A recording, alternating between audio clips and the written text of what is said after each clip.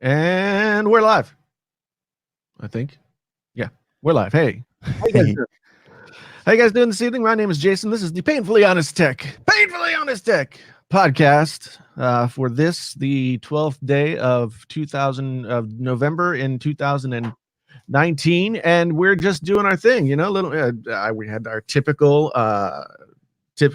technical difficulties before starting. This time it was my fault. And so we're just going to start. We're just going to do our thing. You know what I'm saying? How's everybody doing out there this evening? What are we going to talk about tonight? I figure that might be a bit.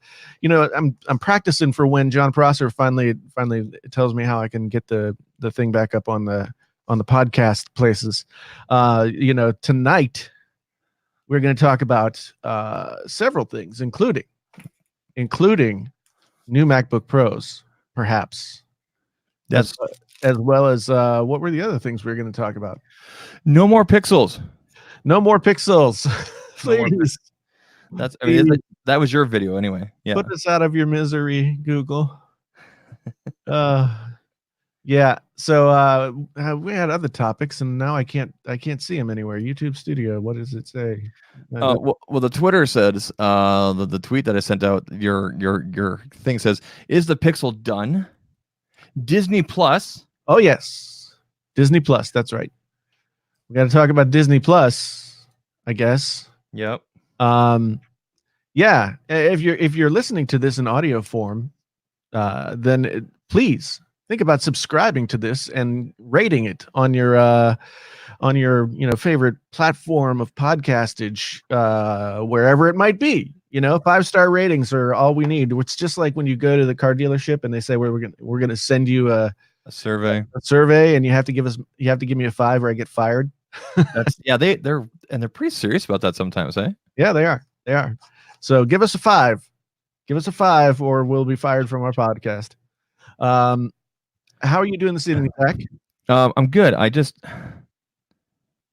got these new in-ear headphones and they're so good.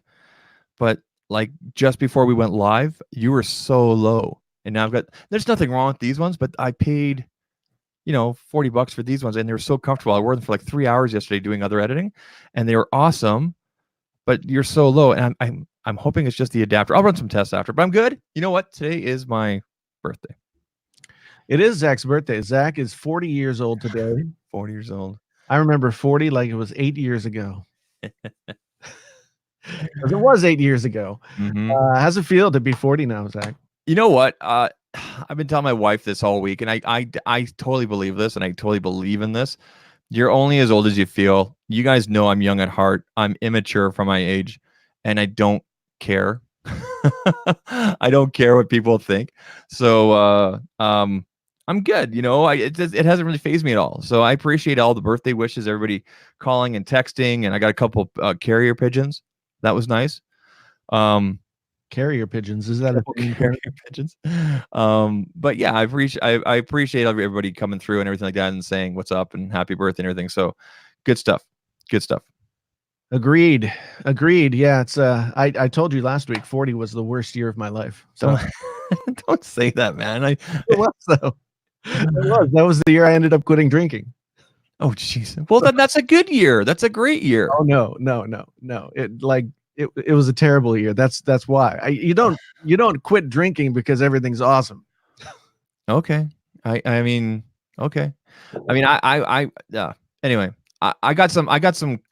Can I show these really quick? I got some really cool gifts. Just two things I want to show really quick. Okay, I'll try to describe them for the people who might be listening. Because you can appreciate this. You can appreciate this. Okay.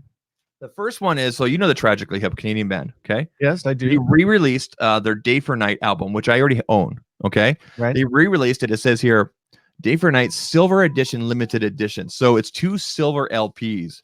I don't know what the weight is, but they're definitely thicker than usual records. They would probably be the 180 gram. I think that's what it is. Someone said that in my chat earlier. Yeah, that's the typical weight for like the premium vinyl these days. Yeah, so they super nice. Now I did tell my wife, buy this for me. So she did, because she would have no idea. And so I'm glad to get that. So now I have 2 copies. I have one that I regularly play, and then I have this one that I'll probably play once or twice, and then I'm planning on mounting it.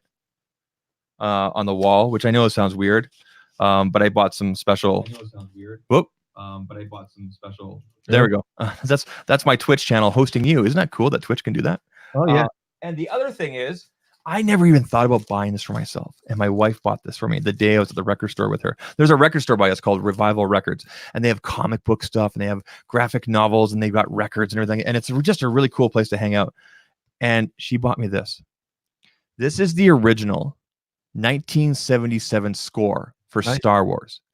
Before it was called A New Hope Episode 4. And this is the John Williams one. Okay. And inside you got some pictures. There's actually some scenes that from the movie you don't see anymore. So it's dated 1977 on the back here. I was born in 79. It was out in this. It's super thin. RSO Records. I'm not going to take it out of there. RSO Records Polygram. Yes. I've been playing this all day today, and I didn't realize that this means so much to me. Like this is like a piece of history. Now, yes, it's a used copy. It's not in the best condition, but really cool to get this, Yeah, I don't know whatever happened to I don't know what happened to me. I had that. I bought it when the movie came out. When I was 8. I wasn't even born yet. I know you weren't. Lots of my first exposure to Star Wars. My first exposure to Star Wars was was after Empire came out on VHS. So I saw it at my babysitter's. So I didn't even see the original Star Wars. So okay, I remember. But now I remember going to see Empire Strikes Back at the theater. I remember going to see Star Wars at the theater. I remember Return of the Jedi. I remember it all. You remember it all? 40 years ago. Yeah. It was 40 years ago. Oh man. Anyway, so who's in the chat tonight? Who do we need to say hello to? Yeah. We've got Alex is here. We've got C Lions Man 67 is in the chat. I'm talking about the people with the wizard hats first. Hugo is here. Tech for Your Needs is here. Genosis is here. We got Saul. We got LWAIAY. Matt McCourt, Richard Ratner. Viper, of course, brings the fire as always. Always brings the fire. And then we got 504. We got Tim M, Rocksmith, Damian Santos. We got Matt McCourt. Nancy Femmer's here. Nice. And we got Traveling with Charles. We got Chris R, Igor, Chuck Watson, Julio Castro, Li Tech Talks Tech. Li Talks Tech. Moises is here as well. Good to see everybody. Len, good to see you. Len loves the Pixel 4. I don't dislike the Pixel 4. See, this is what people like to be so reductive when I make these videos. They like to say, "What do you do?" I like the Pixel 4. I didn't like it well enough to keep it. I sent it back. Yeah. But I like. Did you hear about the rumor? The pricing rumor? No. Okay, so the rumor is, and Front Page Tech broke this on their first video back after coming back after a month and a half. And I actually put this in my review. Apparently, the Pixel 4 and the Pixel 4 XL will be discounted by $200 for Black Friday. Yeah. And if you go to a Best Buy and activate a line through one of the major carriers, Verizon, AT&T, etc., you can get another $200 off. So even at $200 less than the current price, that's a great buy. And I can say get the phone despite some of the drawbacks. At $400 off, you'd be stupid not to go out and buy it. I don't mean to use I don't mean to call people stupid, but that's a hell of a buy. Yeah, I mean, it's not. I mean, I don't know if it's really a scoop to say that it's going to be on sale for Black Friday. I think that's been pretty typical for the Pixel over the past few years. Here's my thing: like, why doesn't Google start with that price? Because they do this every year. Because people will pay the more expensive price. The early adopters like you and I. I'm only paying The it because I reviewers. have to. Yeah. Yeah. Because I have to. And if I didn't have to, I wouldn't. Yep. But then again, I wouldn't be here. so that's that. But yeah, I mean, so Sea Lions, man, thank you for the $5 super chat. Thank you very much. We got another $5 super chat from Tana. So lit. What up, Tana? Good to see you. Disney Plus is a beast so far. I got on Disney Plus and I watched 15 minutes. I watched 15 minutes of The Mandalorian and I was like, this is good. This is good. This is good. I don't want to have to rush through it. So I think I found out my issue with my headphones. What's that? It's the adapter. So talk amongst yourself. I'm going to grab a backup adapter I have. All right, we're in the middle of a show, you know. I know. I'm listening. There we go. T-Mobile. So I don't have T-Mobile. So somebody told me in a either in a tweet or something earlier today that T-Mobile is going to put out some kind of potentially have 5G in my state, which I don't know if that's true or not. Who's the provider? T-Mobile. T-Mobile's going to do 5G like now? That's what somebody told me I think it was in a response to a tweet or maybe in Discord or something like that. I'm not sure. Does Iowa typically do stuff like that early? Oh, no. But T-Mobile's supposed to have like this super fancy like network, right? They're supposed to have been working on it forever. There's so many merger things going on. Everything I don't quite understand it. So hold on. Wow. No. Okay, sorry about that. That should have been turned off. Let's go back to. Do we want to continue down the Pixel line or talk about Disney Plus? Well, let's finish up our Pixel thoughts. Okay. Yeah, just because I mean, ultimately, the Pixel 4 is a decent phone. Mm-hmm. But honestly, it's not as good as it should be for a fourth iteration of a phone that costs $800. Yeah, I see. And even so, like, I don't want to then like say, oh, well, if it were cheaper, it'd be better, because they should be making an $800 phone. If they're going to charge $800, they should be making one that's worth it. Mm-hmm. No, I agree. My main issue with the Pixel 4 are four reasons. Four things. So pricing, and let's not disregard the Black Friday pricing, because it's going to go back up after. Pricing, no ultra wide, the battery, and there's a fourth one I can never think of. So there's four reasons right there. But at $200 off from that, I can actually recommend it. But that's kind of sad that I have to recommend it at a lower price, because this is your flagship device. Yeah. Right. That's what bothers me the most. This is your flagship device, and is missing, in my opinion, it's missing things, or didn't come to the yard this year, unlike everybody else. By the way, the super chat's coming in wild here. Matt McCourt, $5. Easy Computer Systems. Eric in the house. I just made a funeral video for the Pixel 4. I have to check. I have to check that out. I think it's time for the Pixel funeral. I think it's time for the Pixel funeral, like Pixel funeral. Mm-hmm. We got Nikias Molina in the house as well, all the way from Spain. Nakai says, "Happy birthday, Zach." That's Nakai's the Apple World. Yeah, happy birthday. Yeah, I appreciate that. Now, but not anymore. So I went over. So those are my issues, and I guess the biggest thing that stuck out, two big things really stuck out to me when it came out, without actually trying it, was the price and no ultra wide. I'm like, how can you come to the table $50, $100 more than your main competition? I'm talking about Apple. Yeah. And like we know your camera is awesome. And like I said in my review, the phone is good for probably like 90% of the population worldwide. But for the other 10%, you and I, the creatives, and people that want to future-proof, and people that want to be able to have options down the road or try different things, you need to really seriously reconsider it. Like my wife wanted to get it, but I said no. I said no. You're not gonna be able to do this. You're not gonna be able to do that. So we're actually going to pick up an S10e for her when we get back from Mexico next week. So yeah, right. Yeah, I mean, it's interesting. I'm putting.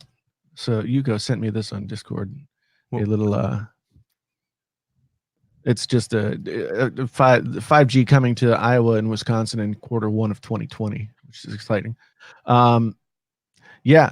So that, but the thing about the Pixel is, at Like this point, sorry, go ahead. it's not because Google doesn't know what they're doing. Mm-hmm. It's not because they don't know what they're doing. And this year they like willfully left things out.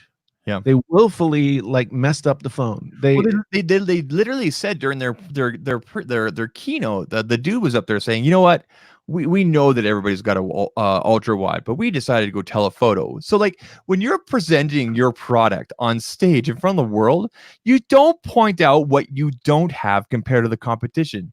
You emphasize and talk about the great things that you can do. That's like going into a sales pitch. This is one of the first things I first learned when I started doing sales is you don't go in there trashing the competition. Now, they weren't trashing the competition, but you don't talk down about your product. Yeah. You know what I mean? Like, well, I think that I think with the whole like we don't have an ultra wide lens thing, I think that they were just trying to say like they did say at one point that they thought the telephoto was more useful and so therefore that's what, but it's like if everybody else is giving you both, yeah. Then let me say this. It's kind of a moot point. I took this. I don't know who keeps on calling me. I'm sorry. I don't know how to silence that. But anyway, I took the Pixel 4 XL to my little girl's birthday. My daughter turned 5. Yeah. And you know how kids are constantly moving, like just they don't sit still, even for like pictures, right? Yeah. Every single photo I took of her and her friends running around pretty much came clear, except unless they were moving like full, right? But they were in that bouncy castle. They all came out great. I didn't put any of them in the video because it's my daughter and everything like that. But you know, I was very happy with the way the photos came out. The ones where I zoomed in, I did see some noise here and there. Now, I think for the average person, I think for the average tech consumer, I think for the everyday person, they're going to be very happy with the Pixel 4. Yeah, they will be very, like I said, that's good for 90% of people. But here's the thing: like the majority of people are not going to buy the Pixel 4. Yeah, it's true. It's true. The majority of people are going to buy an iPhone or a Galaxy. Yeah. You know, that's what people are going to buy. Google has to make the argument that people should buy their phone instead of the ones that they already know to buy. Yeah. When I went to Best Buy in Toronto when I was out there, they had that display. I think I showed some pictures a couple weeks ago here. Right, yeah. You know, they got a display now. It's very interesting with their display this year. They have the Pixel 4 and the Pixel 4 XL there. They have the 3 and 3A, which makes sense because those phones came out this year. But they also have the regular 3 and 3A XL on there, like the previous generation, right? And and when you kind of look over at the Samsung display and you look over at the iPhone displays, it's all current devices and maybe one past device. Right. So I mean, I guess Google, and there was no, you know, the display had the whole thing, you know, take great pictures, but there's nothing else really compelling. And I asked the sales guy, I said, you know, are people coming? They go, yeah, they come in, they look at it, but then they go to the Samsung, or they look at the LGs, or they look at, because of price point, right? Yeah. Because of price point. So I don't know if Google needs to do a better job. I mean, I see their television ads. Yeah, I mean, they've got an ad budget. Mm-hmm. They're using it. That's fine. The thing is though, like, so when I was doing the research for the video that I put out yesterday, and if you haven't watched it already, you can go check out the new video on the channel. But I'm sure everybody here has already watched it. I did. But when I did the video, I went and I did a lot of research because I knew that there had been a ton of problems with pretty much with every iteration of the Pixel, but I couldn't remember specifically what they were. So I wanted to make sure that I re-educated myself. Mm-hmm. It's a lot of stuff. And you know, some of that stuff like Wi-Fi issues or whatever, you could say like, oh, you know, people have had, those phones have had those problems, you know, firmware updates, blah, blah, blah, whatever, it gets fixed. But as I was reading, I would see things like stuff that should have been fixed relatively quickly. 6 months later, people were still complaining about it. Mm-hmm. Yeah. So, you know, there's this pattern with Google that that they aren't taking they aren't taking it seriously, or they aren't equipping themselves well enough to be able to actually do it right. I don't know what the problem is, but they've pretty much proven to this at this point that, I mean, the battery to me is the last straw. Yeah. So here's the thing. Okay. So our friend Brandon at This Is Tech Today, he did a really good recap of basically his recap of the Pixel 4 was, it's not for you kind of thing. It's for, it's for everybody else kind of thing, which is what I basically said. I said the same sort of thing in my review. What does that mean though? What does that mean? Okay, one of the things he brought up was about how apparently the battery is adaptive and is supposed to learn, and so it becomes better. Now, here's my thing. I don't buy a product. I don't buy any product for what it can do later. I want it to do the things now.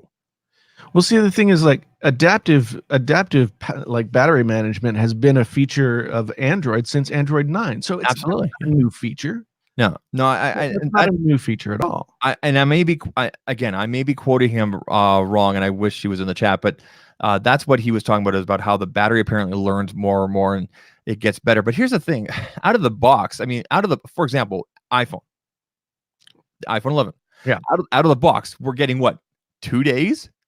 Mm-hmm. Sometimes 2.5. If I don't do any video or anything intense on my iPhone, I can get almost 3 days. Now, I'm taking my iPhone 11.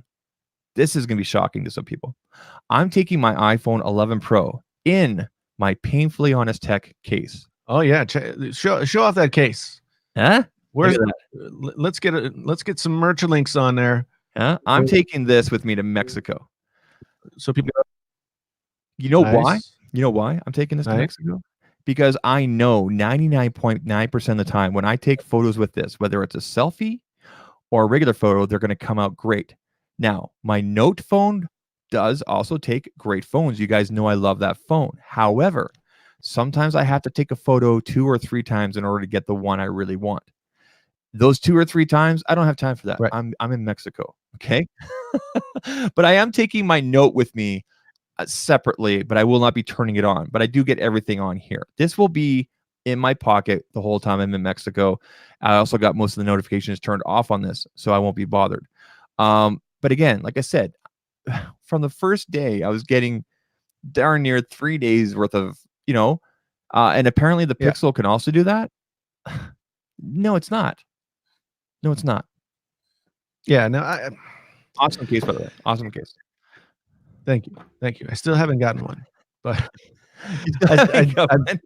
people have gotten their merch, and I haven't gotten mine yet. It's supposed to be on the way. I don't know, but yeah, it's always interesting to me. I mean, people show their biases in lots of different ways. So adaptive battery is a thing. Sure, that's great. But at the same time, that doesn't mean that you should like cripple a phone by giving it a tiny battery. I just feel like if you're going to have a battery in your phone, then why not give us the same size battery that everybody else has, and then have your like adaptive battery learning stuff make the battery life even better than everybody else. And then that's a reason for you to buy that's a reason for somebody else to buy the phone. Like if you have 3,300 milliamp hours or whatever they got in the iPhone here, and then you have that adaptive battery technology, and you can get 3 days of battery life out of that if you're using a Pixel, then why not do that? Why not do that? Why skimp on the battery? I just don't understand where that comes from. I mean, Dane Jacobson, my former student and good friend, says he's been using the Google since Nexus 5, and it's a shame how far they've fallen. And I can't disagree with that. It's really been kind of shocking. It's not like the wheels fell off. It's not like spectacular failure.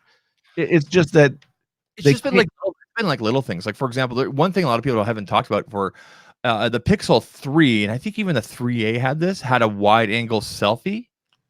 Yes. They took that out on the 4. So, and I even put a picture. Like I had to go like this to take a picture of my parents before they went to Phoenix and everything. Yeah, it sucks. Yeah, no, I mean, that wide angle selfie thing was a great feature. Why they took it away? When you bring up the new model of your device, you don't remove features. You improve on them. Now, for example, people will say, well, Apple removed 3D Touch. They removed 3D Touch for 2 reasons. One, nobody used it outside the tech community because it wasn't intuitive. And 2, it helped them bring down the price. The reason the iPhone 11 is so affordable for most people is because they removed stuff like that doesn't make sense. Okay. Yeah, I mean, I think with that, and it's not like they brought out 3D Touch last year and this year they ditched it. 3D Touch has been around since the iPhone 7, right? Yep. So if 3D Touch has been around since the iPhone 7, Apple has plenty of data as to whether or not people are using 3D Touch enough for it to be worth their while to put it in the phone. And from what I understand, it wasn't being widely used. It had never been sort of Apple never forced people to use it. The only way to get people to use features like 3D Touch is to force them to use it through your UX, your universe, or your user experience. You have to force them to use it, and if you don't do that, then they'll do it the other way. Yeah, the way they've been doing it.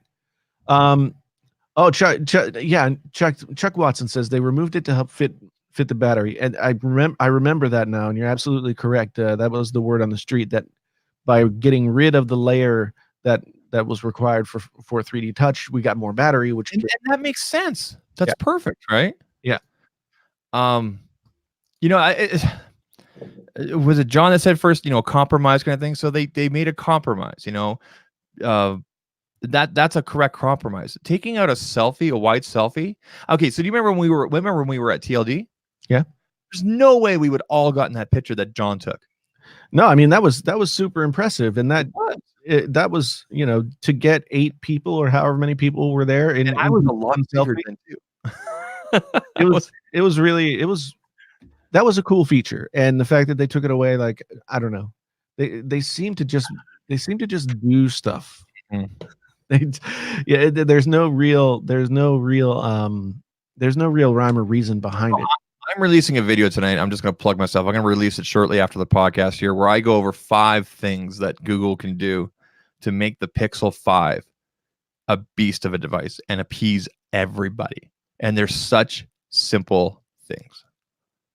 5. Right. So. Austin Warner points out that the iPhone 6S was the first 3D Touch iPhone. Okay, thank you. There you go. Yeah. My parents have 6S's, and they've never. Like I've even asked them, like, do you guys know you can do this? My dad's like, what? So you just have to push it harder? What if I break the glass? I'm not going to do that. It doesn't make sense, right? He never knew the feature was there. Well, I think most people look at a glass surface and they'll think like, well, this is sort of a 2-dimensional surface. There's the top. Yeah. And the thing that 3D Touch was predicated on was the idea that like there could be different levels of force applied. And so, yeah, unless you're forcing people to use it, like unless you can't create a new email or a new text without using 3D Touch on the icon, then nobody's going to take it up. Nobody's going to use it. So but just taking away that selfie camera from the Pixel 4, that was one of the biggest selling features. I was again, when I was doing my research for my video yesterday, I came across a video from somebody else who was saying that the best deal right now, and I was thinking about this when you were talking before, the best deal right now is to go out and get yourself a Pixel 3 or 3 XL, because those phones still have the lifetime storage deal. Does the 3A still have that? No, the 3A is where they changed it.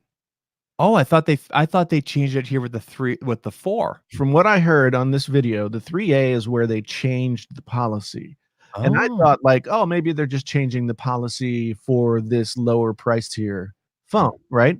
But no, apparently they decided that's the way that they were going to go forward. But if you go buy a brand new Pixel 3, you still get the lifetime storage. Which is crazy. Yeah, so from a business standpoint, I understand what Google's doing here. They're trying to get like, and to people that buy the storage, like they call it Google OneDrive or something like that, or Google Drive or whatever. It was Okay. called Google Drive It before. was called Google Drive. Now it's Google One. It Yeah, doesn't make any difference. yeah. Why you would change? Why does For- Google always want to change the names of things like in midstream? It's like yeah, it's been Google Drive for forever. yeah. And so you've got Google Drive and everybody's using it. Everybody calls it Google Drive. And just as soon as everybody has gotten to the point where everybody knows what it is, and if you're doing business and using that, et cetera, Mm. then they want to change it. It's like, no, everybody's going to keep calling it Google Drive. Yep. Yeah. Uh, like I understand the business part. I understand the business aspect of it, right?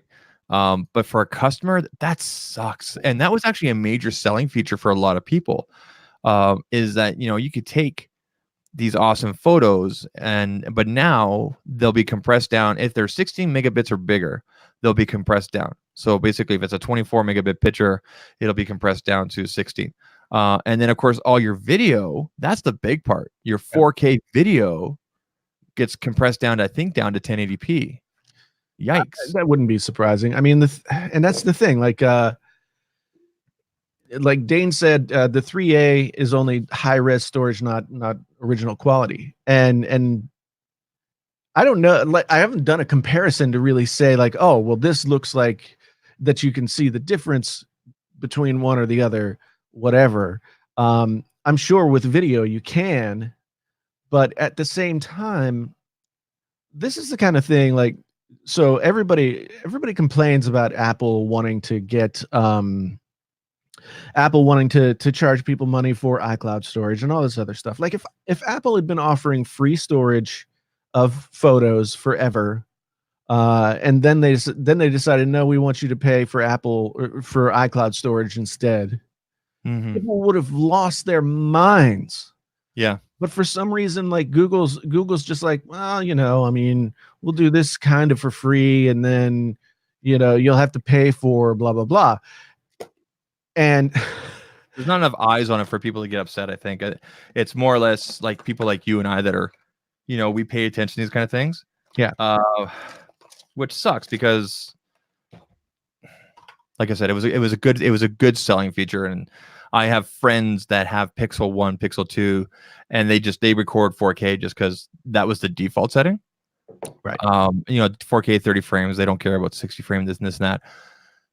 And now that stuff's gonna be compressed down, and they may not care, because you'll still get 4K locally on the device. It just means that if they want that 4K quality, they have to take it off the device. But if they ever go online, the infrastructure of everything about how you take your photos and then collect them that's all based on everything going to the cloud. So who's going to their phone and plugging it in and downloading photos anymore? Nobody does that.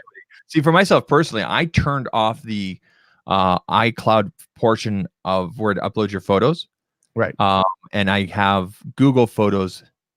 I pay for the original quality through Google Photos because it's a better deal. So Right. I pay for that, and then I have kind of like the base minimum for everything else for my iPhone, and I find that works. And that would be my recommendation for anybody else who's really listening. Unless you really want to be totally in that Apple ecosystem, use Google Photos and either pay or go for their unlimited high quality and turn off that Apple photo upload part. You can just turn off that slider. Go into your iCloud, turn off that slider. You'll still have the original quality and everything on the device, obviously, but now you'll have to manually start Google Photos from within the phone.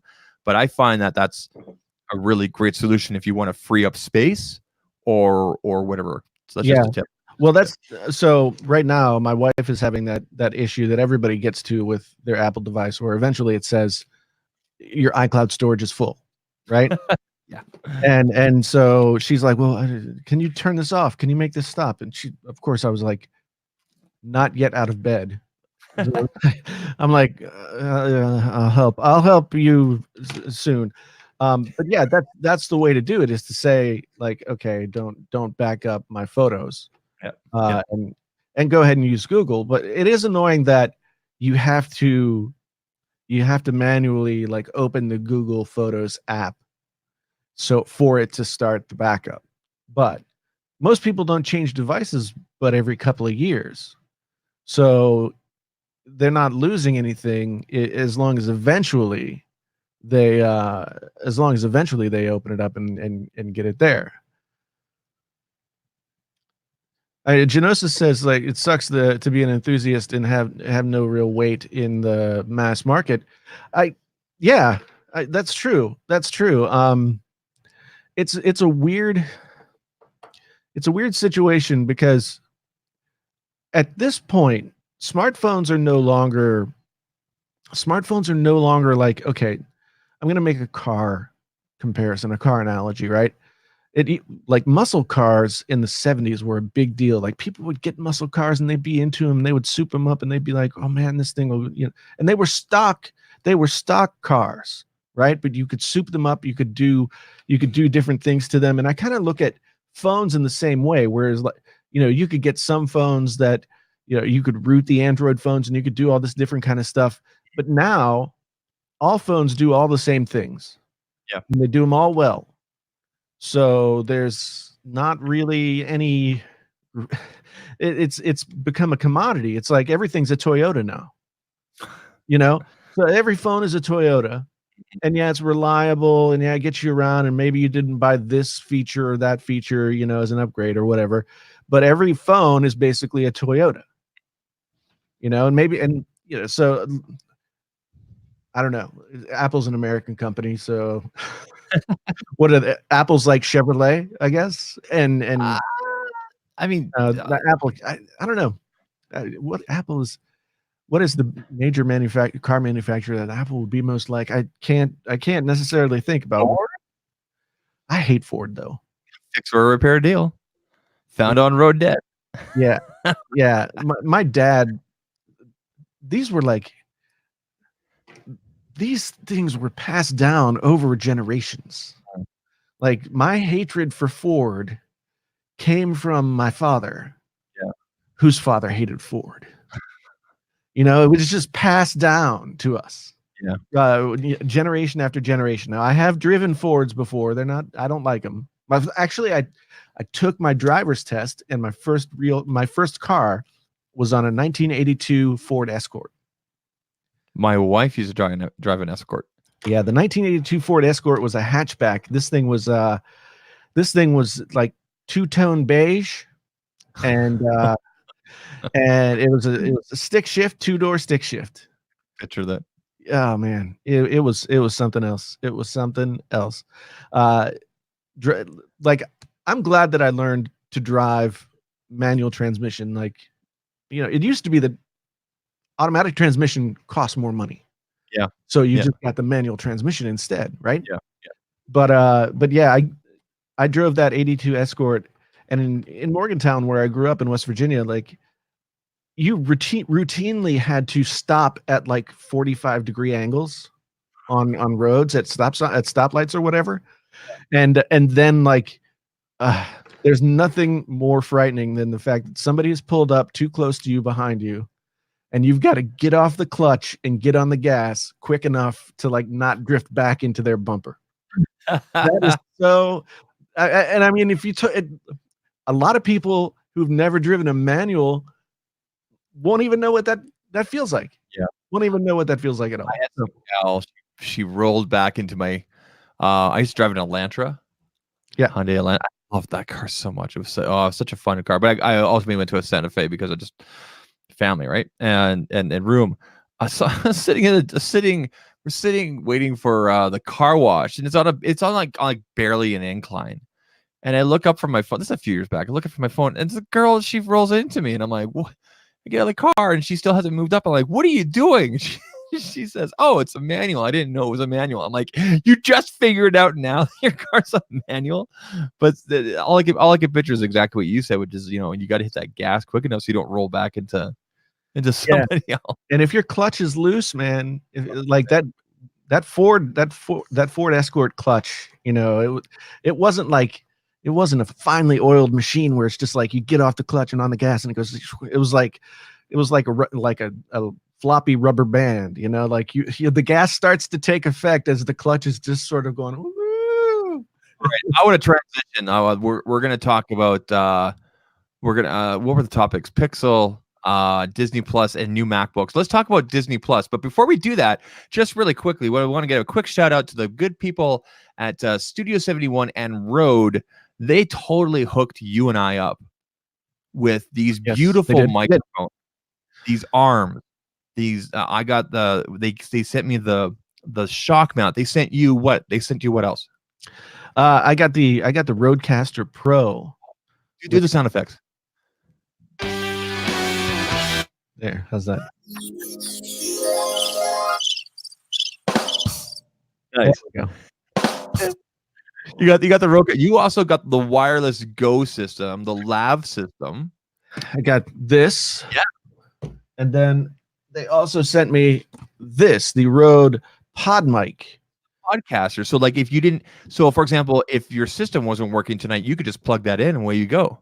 Well, no, that Pod Mic is, it's like $100 version of this. Like this Podcaster is, I think, like $250. Something. Yeah, this thing is not cheap. It's like 350 Canadian. Yeah. Yeah. So so the Pod Mic is $100 mic that is very similar to this. Mm-hmm. So like basically what Rode has done with the Rodecaster Pro and products like the Pod Mic and stuff like that, you could start a podcast. Let's say you had two people and you were local or whatever.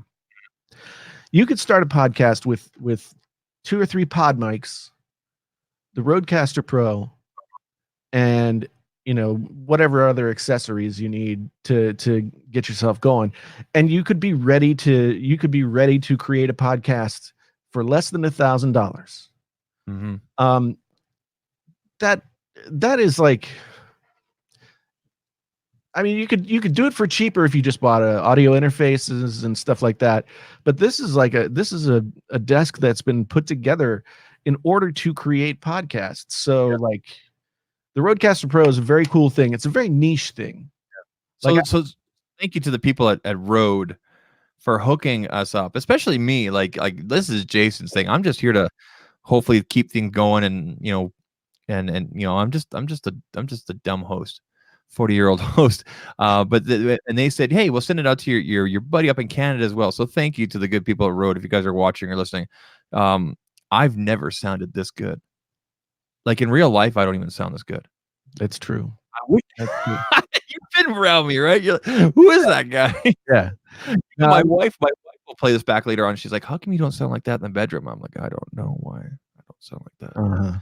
All right, let's keep it rated PG-13 here. Just anything I'm saying more than they're talking. Yeah. Okay. What do you want to talk about? Do you want to talk about new MacBooks, or do you want to talk about Disney Plus? Well, we'll talk about Disney Plus first. And Genosis says he misses the SM7B, and I kind of do as well. I mean, this is a $400 like industry standard, like broadcast mic. My dad used one when he was in broadcasting. Yeah. The Procaster is like a really solid, but not quite as high end version of. Oh, this is like the RE20, the EV RE20. Really, you think in a blind hearing test that not you, but do you think the average person could tell the difference between the quality of this and the SM7B? The average person, if you did them back to back, maybe.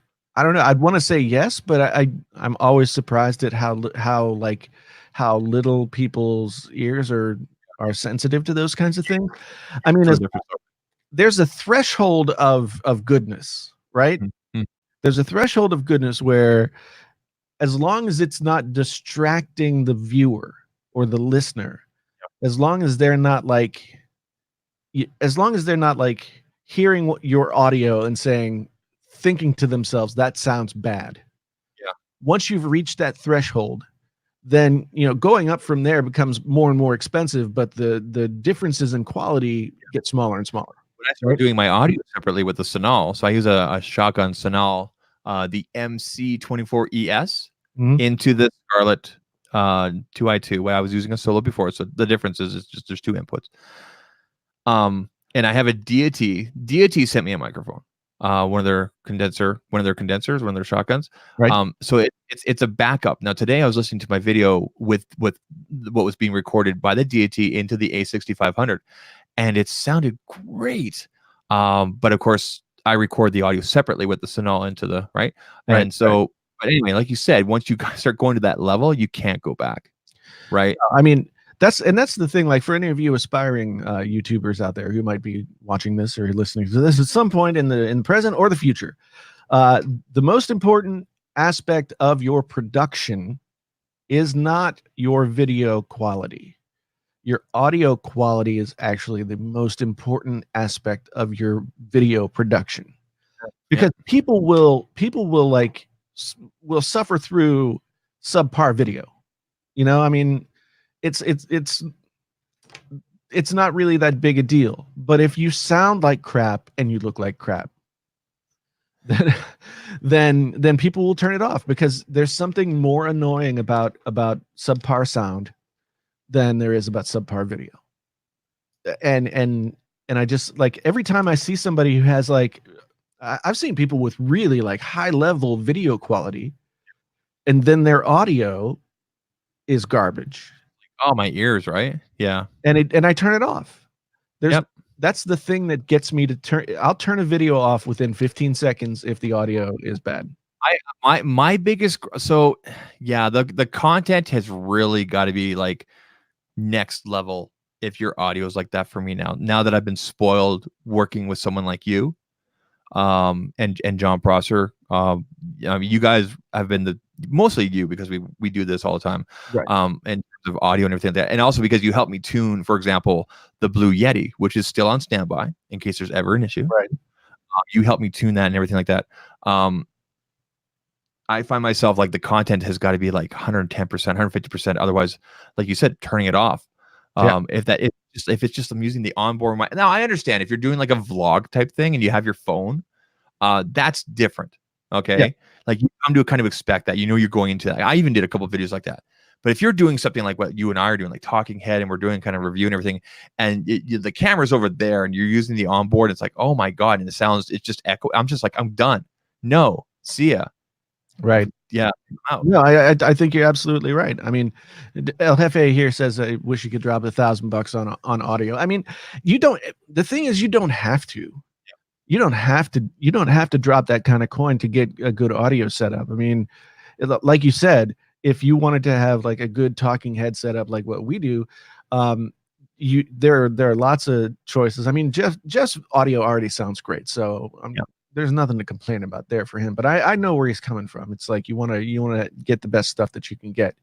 But yeah, at the end of the day, like, I've never had a problem with Jeff's audio, and I'm not saying that because I'm his friend or anything. I legitimately like the way he records and everything like that, the way that he presents himself and everything. He knows to get a little bit closer.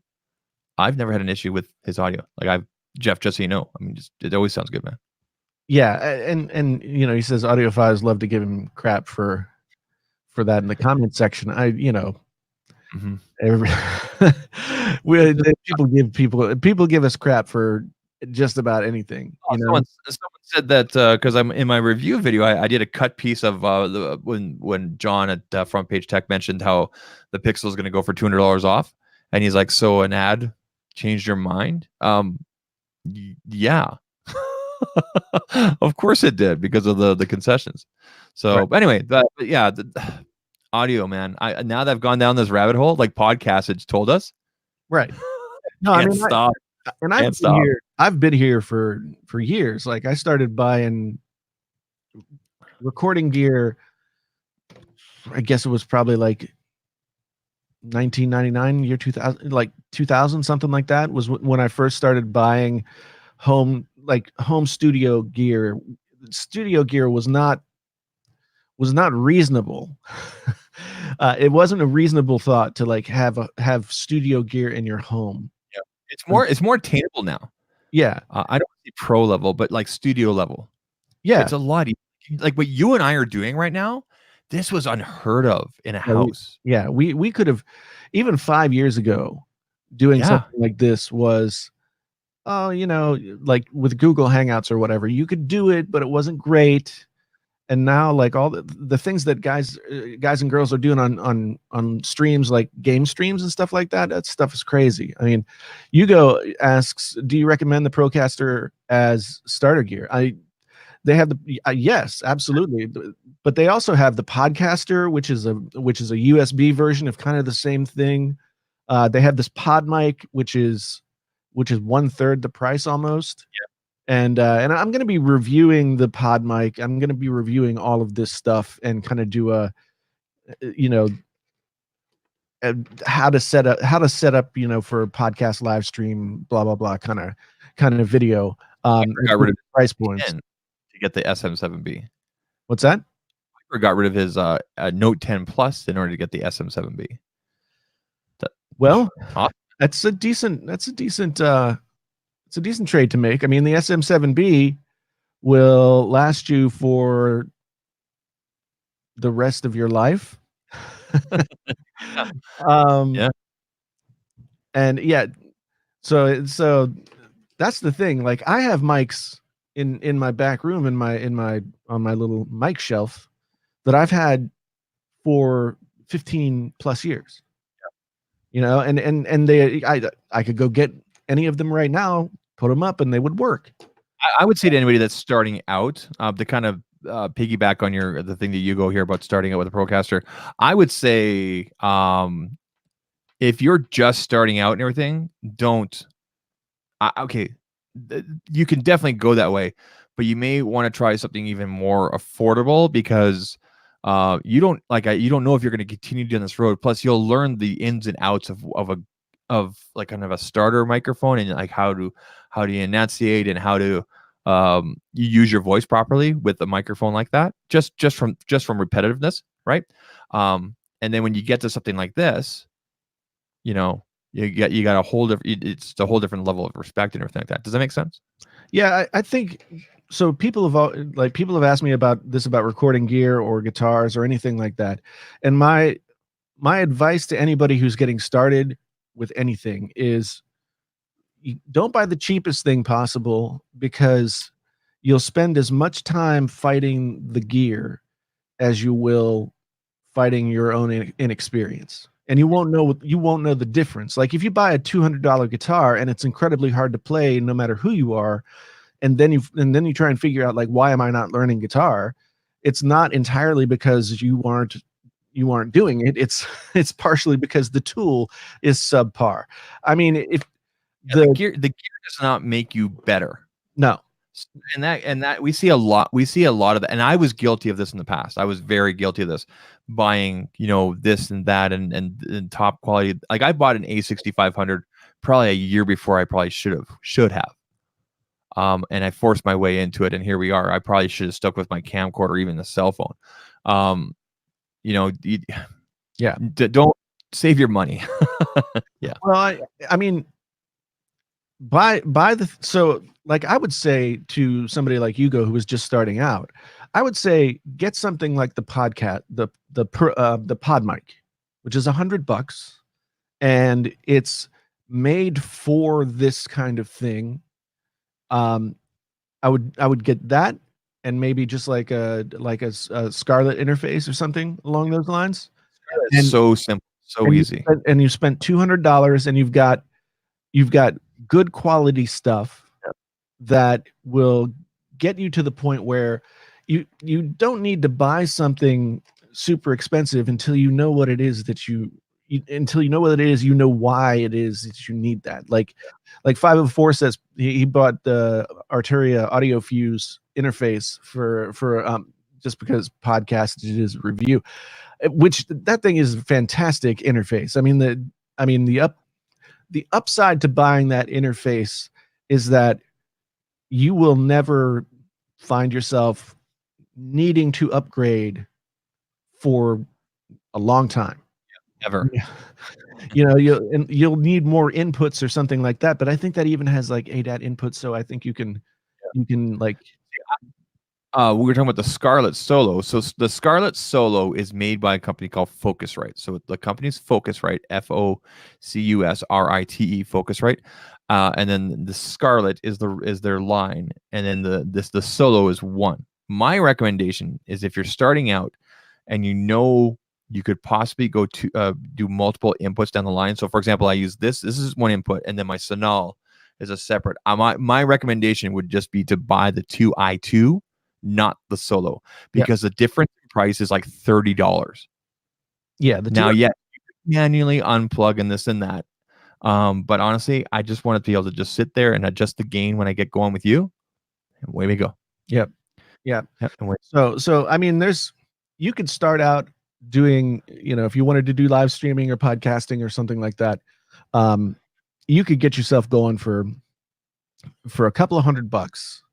You could get yourself a setup that would not hurt you, like the gear itself would not hurt you. And there's people always talk about the Yetis, and people give the Yetis a ton of hate and all this other stuff. And I remember when the Yeti first came out, I went out and got one, and it was one of the first USB microphones, which was a totally unheard of thing up to that point, where instead of an interface and an XLR microphone, you just had to plug a USB cable into a mic. Yep. And that was its thing for a long time, was that it, it could be plugged in via USB and you didn't have to have anything else. But people talk about it as like not a great mic.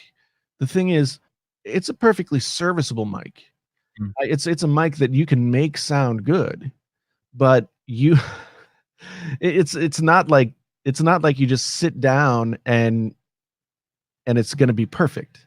You have to kind of know how to use the gear. It's the same thing as like if you pick up a smartphone, you're not going to be like totally ingrained in how the ins and outs of using that smartphone until you've used it for a while, until you get comfortable with it.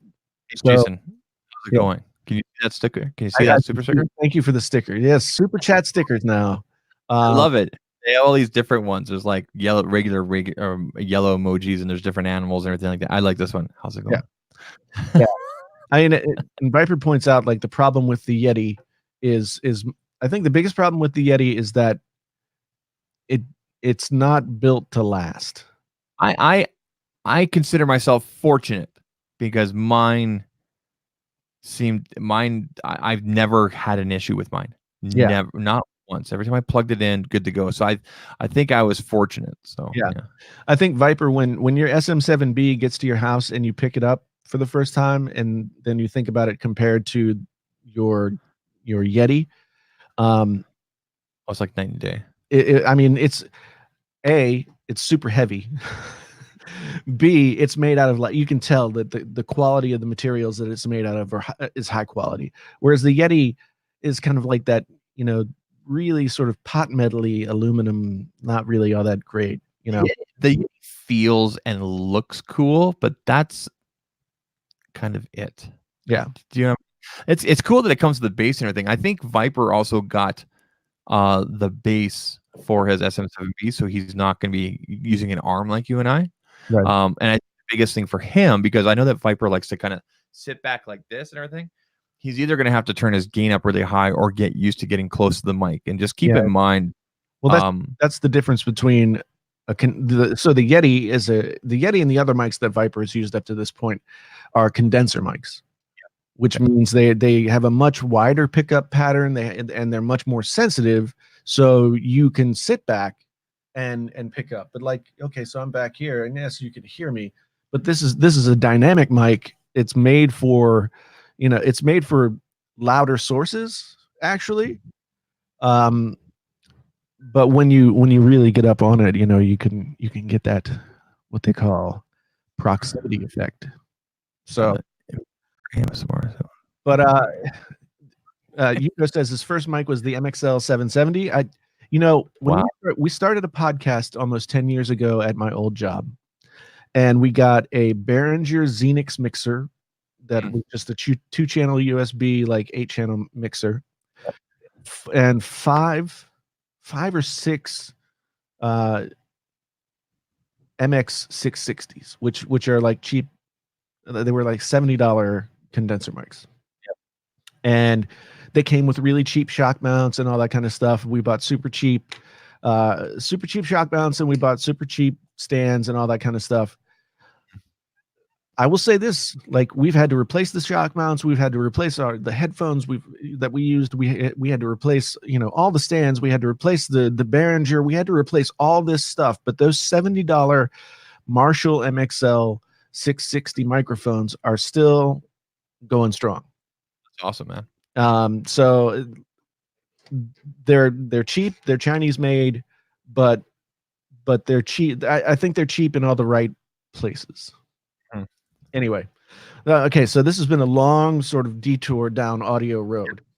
With the new MacBook Pros. So 16-inch MacBook Pro apparently will be announced tomorrow. From my understanding, and you can correct me on this because I haven't done a lot of reading. I've only done a lot of headline reading. My understanding is that it's basically going to be in the chassis the size of a 15-inch, but with a, who is this? I'm sorry. I thought it was, it's my uncle. My understanding is that it's going to be in a 15-inch chassis, but a 16-inch screen. Yeah, I think what's going to happen is, so the MacBook Pro just has kind of like a half inch or maybe a little bit more bezel around the edge of the screen, right? Yeah. I think that's just going to get pushed out to where it's like maybe a quarter of an inch or much less bezel. Because if you look at Windows laptops that have come out in the past couple of years, you'll see them calling them like 15.6, but now they're calling them like 16 and 17. MSI puts out a 17-inch gaming laptop that is basically in the same size as a 15-inch chassis, but it's like a little bit bigger on all sides. So I think what we're going to see with the MacBook Pro is that the bezels will get pushed out, and that's where the 16 inches are going to come from.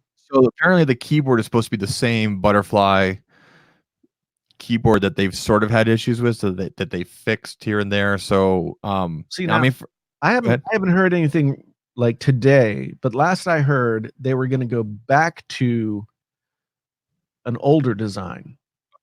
See, I guess we'll find out because, they had the issues with the butterfly, and then they put that membrane in there, and then they had to change how that membrane worked.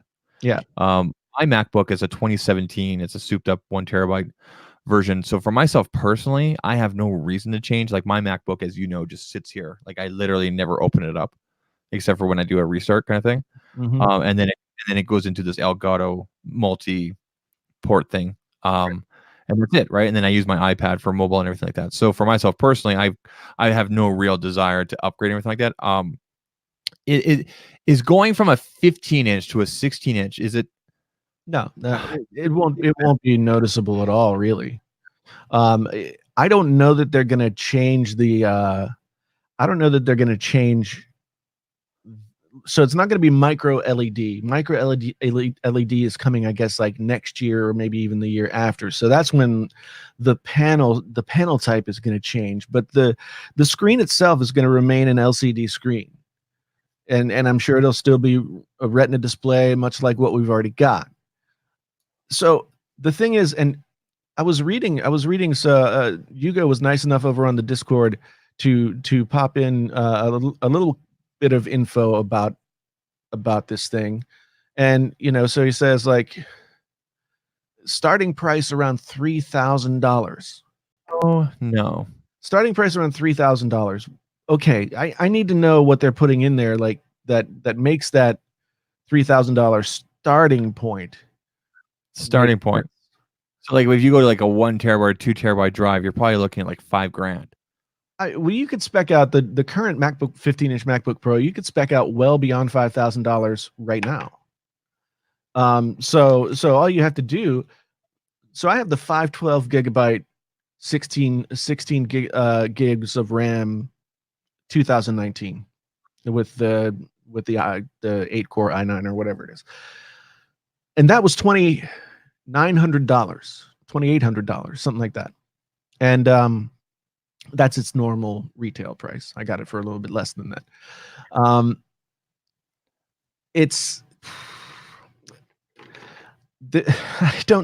don't see the point of, because here's the thing. Okay, so the keyboard is the big deal. So if they're going to change the keyboard, or if they're going to go back to the scissor switch keyboard that they had before, I mean, those were really nice. Those were really nice keyboards. Macs. I mean, it's been long enough now that people forget that MacBooks were widely known as having the best keyboards on any laptop anywhere. Typing on mine when I have it open, the few times. And I like the butterfly switches. I like typing on mine as well. It's just that, over the 3 or 4 years that they've been using them, they've proven to be not quite as robust as they need to be for a MacBook will last you for 7 or 8 years if you wanted to. Yep. Probably last you for longer than that if you wanted to, but like the shelf life of a MacBook Pro is pretty long. So you want a keyboard, of course, that's gonna match that shelf life. And so if they go back to the scissor switch keys, it's going to be interesting because one of the reasons that they went to the butterfly switches was to get the deck of the keyboard lower. Okay. So that it could be thinner. I'm just looking for the article on it and see if I can find anything about it. I think it was Mac Rumors. Mindfunk, ThinkPads have always been like really well liked also. And I think it's kind of like 6 of one, half dozen of the other in terms of what you prefer. I always preferred the MacBooks to the ThinkPad, but I know a lot of people like ThinkPad keyboards more than anything else. So, and they're still, I guess, really, really good compared to a lot of other Windows laptops at this point. So without getting too off topic, I don't know if you want to share my screen here. Just really quick, I'll read this headline. We'll go to it in a second. Apple revamped Mac Pro to launch in December. Interesting. But anyway, going down here, Apple's new 16-inch MacBook Pro to replace current 15-inch model will cost about the same. So like you were saying, $3,000. Yeah. And then I think Genosis said that it was, or no, Mediocre Tech came in and said that it's going to be $24.99. Full article here. So prior to Bloomberg, so this is a render, obviously. Like those are pretty thin, but I'm assuming this is what it's supposed to look like. It's only going to have the USB-C ports, obviously. There's no going back. Yeah. There's no going back. Yeah. And you know what? Now that I've got this Elgato multi-port thing, it's not a big deal. And I obviously made it work before, but man, it was annoying at first. But yeah, there we go about the MacBook there. Yeah, I think it's going to be, I'm interested to see what they do with the touch bar. Because the touch bar has proven to be completely useless. I like the touch bar. I like it when I'm so a couple of weeks ago, I was at my, I'm going to stop sharing. A couple of weeks ago, I was at my car dealership, my dealer where get my winter tires put on. Right. Thank you. And I took my MacBook with me, and it's been a while since I've actually edited on my MacBook. And as I was editing, like the timeline sort of thing kind of translated towards that touch bar area. And that was cool because I could just touch really quick and kind of scrub back and forth really simple. In fact, I actually scrubbed faster than I ever have with a mouse. Yeah. And I haven't done that in like over a year. I was like, damn, I remember how much I like doing this. The thing is, the touch bar is kind of like 3D touch, right? 3D touch was really cool and it could do a lot of cool things, but Apple didn't force people to use it. So it didn't get adopted all that much. Like, so Sean says that he uses his touch bar all the time. I've never gotten to the point where I've used it. And I think while developers have kind of come around and started developing stuff for it outside of Apple's own suite of programs, it just, I don't know. It seems weird. And I did hear that the escape key is coming back. I think I read a headline with that as well. That's interesting. So like a physical one rather than the virtual touch bar. Supposedly. And that makes me wonder if is it the touch bar is going to be like one key shorter and so that they can have the physical key? Or is the touch bar going to be something different, or is it going to be gone, or it's I'll admit this. I'll admit this. If it intrigues me enough, I'll see if I can sell my MacBook Pro for a decent price and get this new one. But I'm definitely going to be watching for other people's reviews. Like Dave 2D, he does some really good like laptop reviews. Yeah, I'll be watching for what he says. We'll see what Lou says, and things like that. Guys that do laptops and everything like that. So, but personally, like everything's working right now. Here's something. I tried going to a new 2018 MacBook Pro last year. And one thing that did not work was going single USB-C cable out of the MacBook Pro into my 35-inch BenQ here, my ultra wide, with having the MacBook closed. I had to have it open, which defeated the entire purpose. I updated software, I updated this and the drivers, and it didn't work. Now, I don't know if that's been fixed since, but I had to send it back and go back to 2017. Yeah, that's... I've had some finickiness with those kinds of things in the past, but like I don't think it's not a widespread thing. I think it's like a lot of times it's like an individual computer will have some kind of weirdness with it that, it's just gremlins. You can't really make it make sense. But, but Scott Doré says if Apple had a USB Bluetooth keyboard with the touch bar, then developers would start developing for it.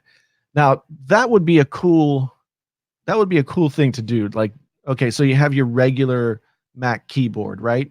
Mm-hmm. But you build the touch bar in at the top, like, so for the desktops, for your iMacs and that kind of thing. Mm-hmm. That would be cool. That would be cool. But it's been a few years and I don't see them doing it. And it would be hard too, because if developers start developing for the touch bar specifically for Macs, then it hurts the second, like the other people in the marketplace who make keyboards. Let me ask you this: do you still edit on Final Cut, or are you on Premiere still? I've been using Final Cut. I can go back and forth, and it doesn't really make any difference to me. So, efficiency wise, which one do you think you're more efficient with? Probably with Final Cut, but that's because of how I've programmed my mouse. Okay, yeah. More than anything else. I programmed my mouse to, so the MX Master 2S has this little down button on where the thumb is. Yep. And I've set that to be cut. Yep. And then like there's a bank of 4 buttons above it, and the very back lower one I've set to be delete. Yep. So as I go through my timeline, I just cut, delete, cut, delete, cut, delete. And it's I'm much faster at that than like having to use anything on the keyboard.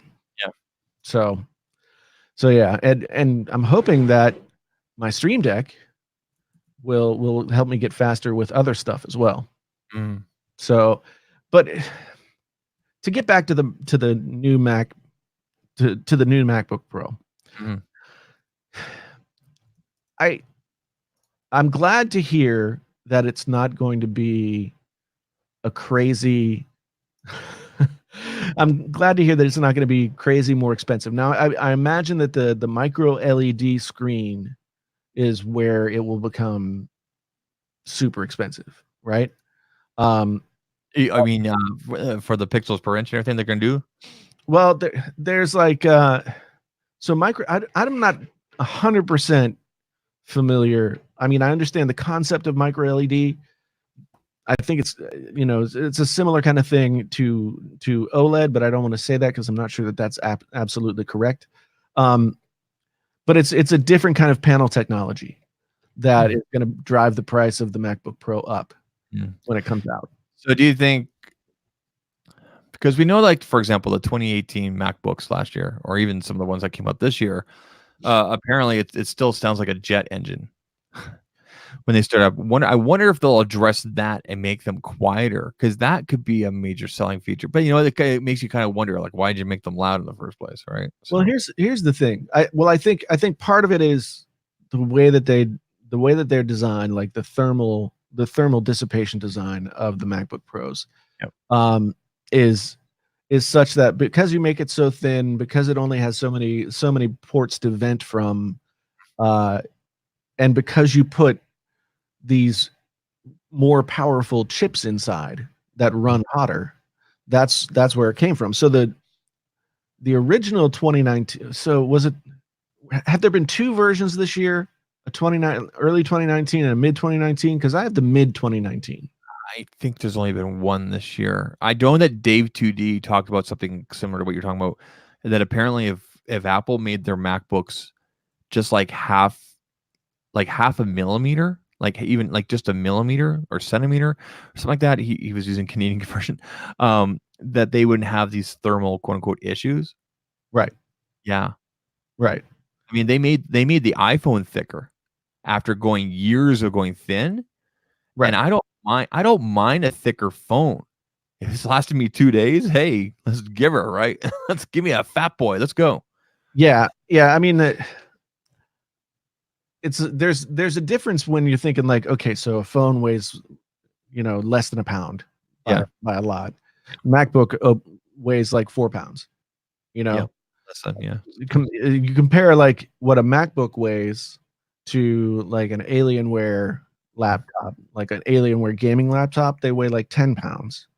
And I've had one of those that I carried around for a while. Oh. And if you put a 10 or 11 pound laptop in your backpack and start walking around, sucks. It gets really heavy really quick and very uncomfortable. Mm-hmm. So I mean, I don't know that they'll like add any more weight or anything like that. But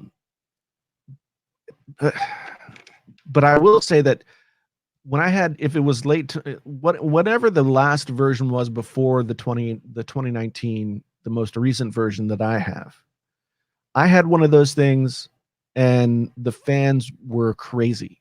Yeah, the fans were just like blowing all the time. Mm-hmm. But then I went and I got this mid 2019, and the fans kick up some, but it's not like a constant sort of like, it's not, it doesn't sound like I'm using a leaf blower. My issue is that I don't want to hear that fan when I'm recording audio, like when I'm recording.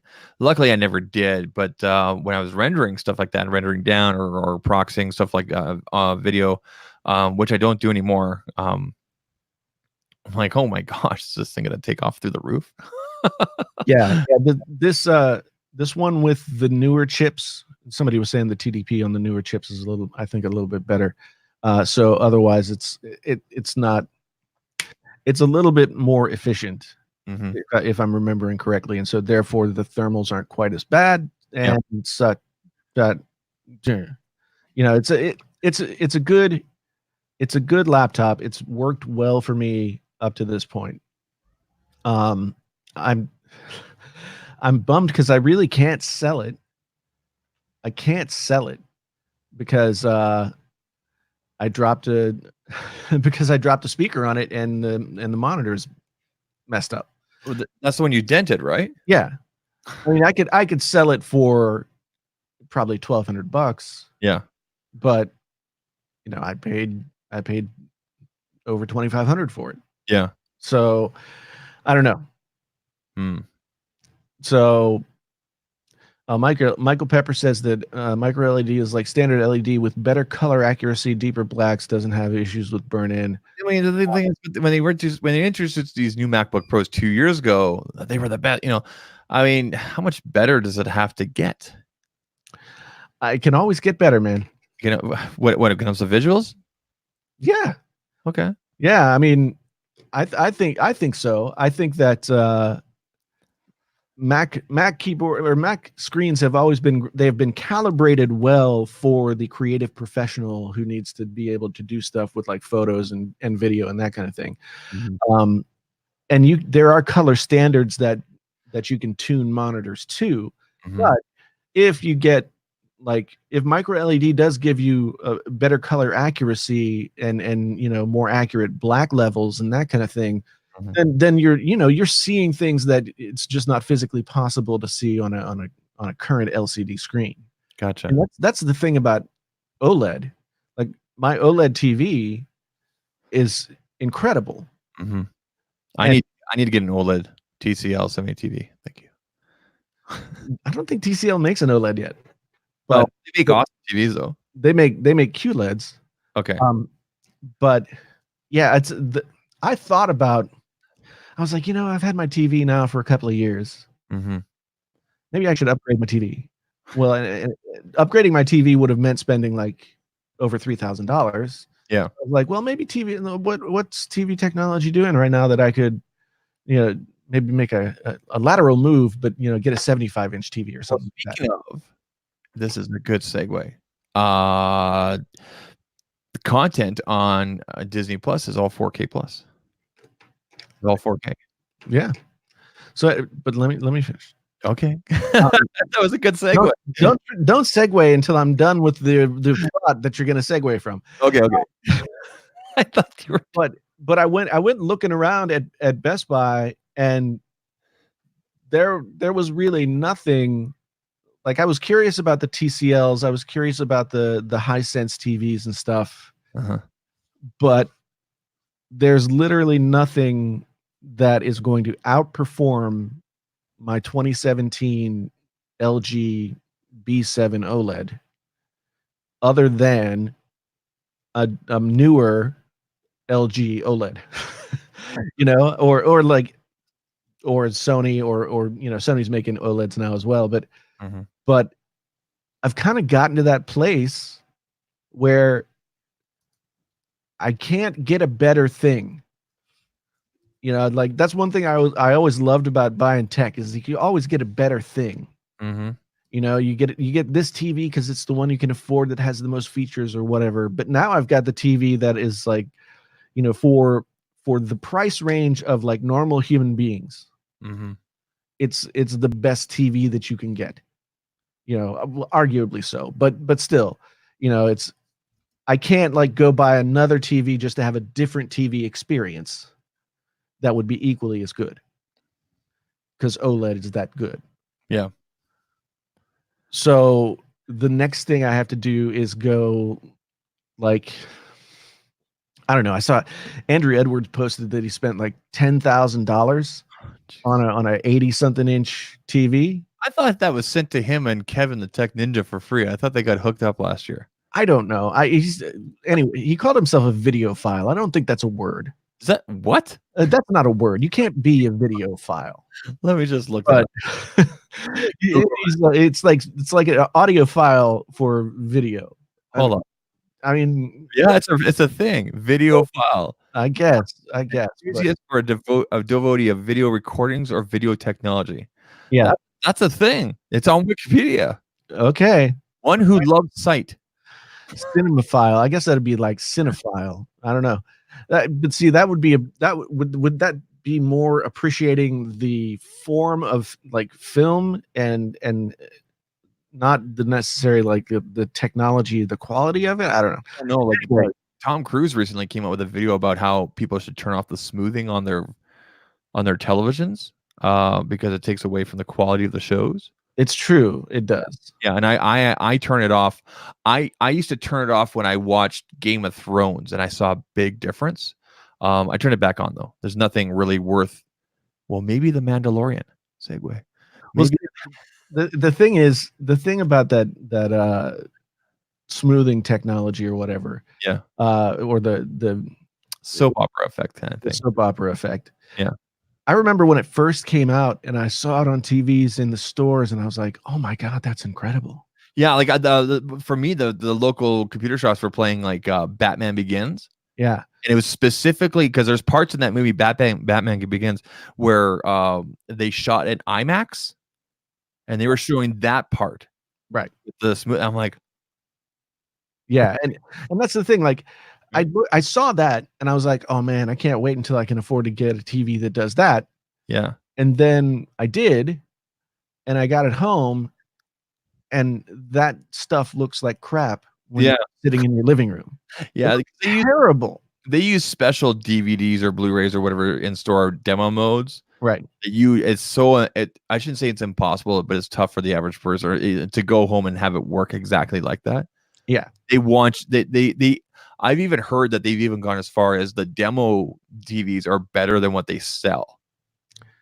Do you know what I mean? Like, so that you buy that. Yeah, I don't know. I mean, it's really weird because a lot of TVs now, they have the demo mode. You can put it on in your house. Yeah. Yep. And if you're just in your house, it looks terrible. It looks like completely overblown. Yeah. But when you're in a big store that's got all these fluorescent lights everywhere, and it's just a really bright place, then it looks great. Mhm. But you know, Vernon Shelford has the C9, the LG C9 OLED. Yes, I'm sure that is amazing. The one thing that's kept me from really jonesing for a new OLED is that basically the panels that have been used for like 2017, 18, 19 have been basically the same panel. Gotcha. So I haven't been like, oh no, I got to get that new panel that looks better. But the day will come. The day will come. I don't know. I don't talk about TV stuff all that often. I'm not an expert or anything like that. I just know what looks good. Like the television I have right now, the one upstairs is an LCD. I think it's coming up on 5 years old. It's a Samsung. It has 120 hertz refresh, but it has a special chip in it that brings it up to 100 to 240. So it's very pleasing on the eyes. Right. We don't have any issues with it. Obviously, it's not 4K or anything like that, and that's fine. Everything looks great. We had a plasma up there, but that room upstairs is very bright. And here's the thing about plasmas. Like, I don't think you can even buy plasmas anymore. But we moved the plasma downstairs to the basement, which is dark. There's like very little light coming in there. And It looks so good for like watching movies in the dark and everything. Yeah. Oh my God. Like, I just finished setting that up. I put some pictures on Twitter the other day. That theater room looks awesome now. I'm so glad that we have that plasma. And that plasma is probably 8 years old. Yeah. Well, that's the thing. Like, plasma TVs were always better than LCD. Oh, the blacks look amazing. Like watching stuff like The Dark Knight and some of the Transformer movies, Blu-ray, and even streaming stuff. Oh man, it looks good. Looks good. Good. Vernon says I need to get my TV professionally calibrated. I probably should. I'm always like, I'm the guy who like won't hire a plumber. You know, like unless it's like a really serious plumbing issue, like I'll deal with it myself, or an electrician, like I'll do it myself up to a certain point. And like calibration of TV has always been in that range of like, I don't want to spend $100 and something on this. I can do it myself. But I know that I will be really happy if I did. I know that I would be. So speaking of televisions and everything, can we segue? Yes, we segue into Disney Plus. So, just really quickly, Disney Plus went live for me. I'm Mountain Time, an hour behind you. Went live for me last night at 11 o'clock. I was literally going out to go do. I was going out to go to Popeyes to pick up a chicken sandwich. Love that chicken at Popeyes. And then I saw a tweet from John Rettinger. Hey, Disney Plus is live, and I'm like, no, it's not. And next thing I knew, it was 3 o'clock in the morning. It was 4 hours later. Popeyes is closed. Yeah. And I watched. You had the Popeyes chicken sandwich. I said, I don't know. There's still all this controversy about this Popeyes chicken sandwich. Yeah. I watched the first 10 minutes of The Mandalorian. I turned it off because I'm like, okay, I have to watch this with my wife. This is the next Game of Thrones. I am so impressed. I'm so, and not even as a Star Wars fan, just like for example, the writing when he says, I can bring you in cold or I can bring you in warm or something like that. I think it was either warm or cold. I'm like, that's brilliant. Like, that's good writing. Right. Yeah. I was very like, I've watched the first 15 minutes and I wanted to watch it all before we went live today, but I had to go out and do a thing and I didn't want to have to rush through it. So, Yeah, I was really impressed with just that first 15 minutes that I watched. I was like, Yeah. okay, it seems to be doing a thing that the other Star Wars movies have struggled to do, Mm-hmm. which is to just like live in that universe without having to like call attention to the fact that it's that universe. Yeah. You know what I mean?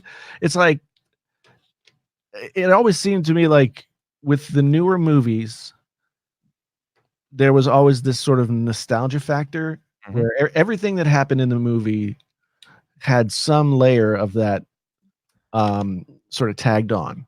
Mm-hmm. And for me, like this one seemed to be so far what I've seen is it's just like it's very confidently saying like if you're watching this show, then you know everything that you need to know about this world. Yep. And so we are not going to spend any time explaining anything to you. You know, and if you don't know some stuff, you'll figure it out in context. And that's really good storytelling. That's really that's really the way that you're supposed to do it. You know, your character should never deliver exposition. Yeah. You know, they should never be the ones like standing there telling you the story. So just the fact that like I think in the first 15 minutes of that film, uh, Pablo Pascal's character says like 25 words. Yeah. You know, it's like so it looks really good, and I'm really impressed. Now, Let me ask a question. Can I share my screen and can we show? I think we can do this without getting in trouble. I'm going to share my screen of Disney Plus. So for those of you that don't know, I just want to show the interface. I don't want to play any movies. I just want to show the interface. Okay, so it's there on the share screen.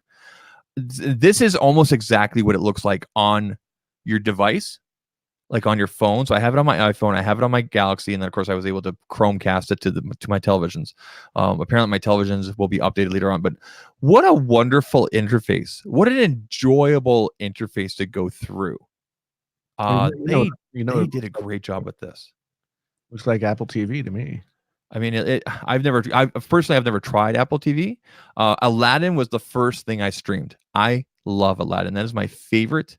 That is my number one favorite Disney animated movie, and I can't wait to watch it with my kids. But I think we're watching Spider-Man this Friday. But anyway, I mean, you can go, for example, you can pick Marvel. Now, apparently not everything Marvel is on here, but almost everything. Now, here's something you guys are gonna be surprised at this. I never did see Dark World, Thor. Okay. So I'm gonna watch it tonight. I never did see it. I saw Ragnarok, but I never saw that.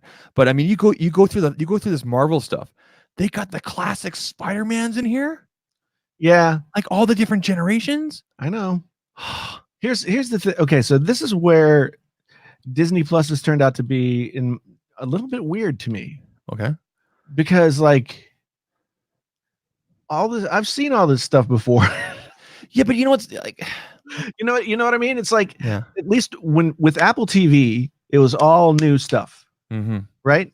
So it was all a new thing, and then with Disney Plus, it's an incredible library of stuff, but it's stuff that I've already seen. Like reading the list of like animated and live action films that they put into this thing from back in the 60s, 70s, and 80s. This Jeff Goldblum show looks good. Well, Jeff Goldblum's good. I like Jeff Goldblum. I think he's funny. But all of these old live action movies, like it was a very bizarre sort of like trip down memory lane for me. Like they made some really weird movies. Now I want to show you guys something because I set up profiles for everybody. So there's Brandon, there's Jenna. Those are my son and daughter, 7 and 5. Brandon will be 8 in January, and then my wife Tina. I just gave them. You just pick a picture. Now when you make the profile, you tell it if it's for a child. So for example, let's switch over to Jenna. Okay, so I think the maximum rating for child stuff when you tell it that is like G. Okay, so you'll see here there's no Star Wars because the Star Wars are all PG or PG-13. Right. So max is G. So you can go even younger. I think this is what most people think that Disney Plus will be, which is like all kiddie stuff. Okay. So if you have kids, you can put on a kid setting. right? So then, for example, I'll go back to me, and you can see I've got all the things here, and it's taking its time to load up. Boom. So right away you see the Mandalorian. Go ahead and click on that. Of course, we're not going to show any here, but because I definitely want to add that to my watch list. But first episode, chapter 1, 40 minutes. Like, I can't wait to watch the rest of this. See, and that's another thing. It's 2019. We don't watch episodic television one episode at a time. Well, it's 2019. I think give them a year and then they'll start, here's all the episodes for sub. For now, they've got I'm okay with waiting and everything like that because I could still go. Like, I haven't canceled my Netflix. I'm not going to cancel my Netflix. No, but I added this in addition. But Netflix has spoiled us forever. Oh, totally. Netflix has spoiled us forever in the sense that, like, we don't want to. Like, I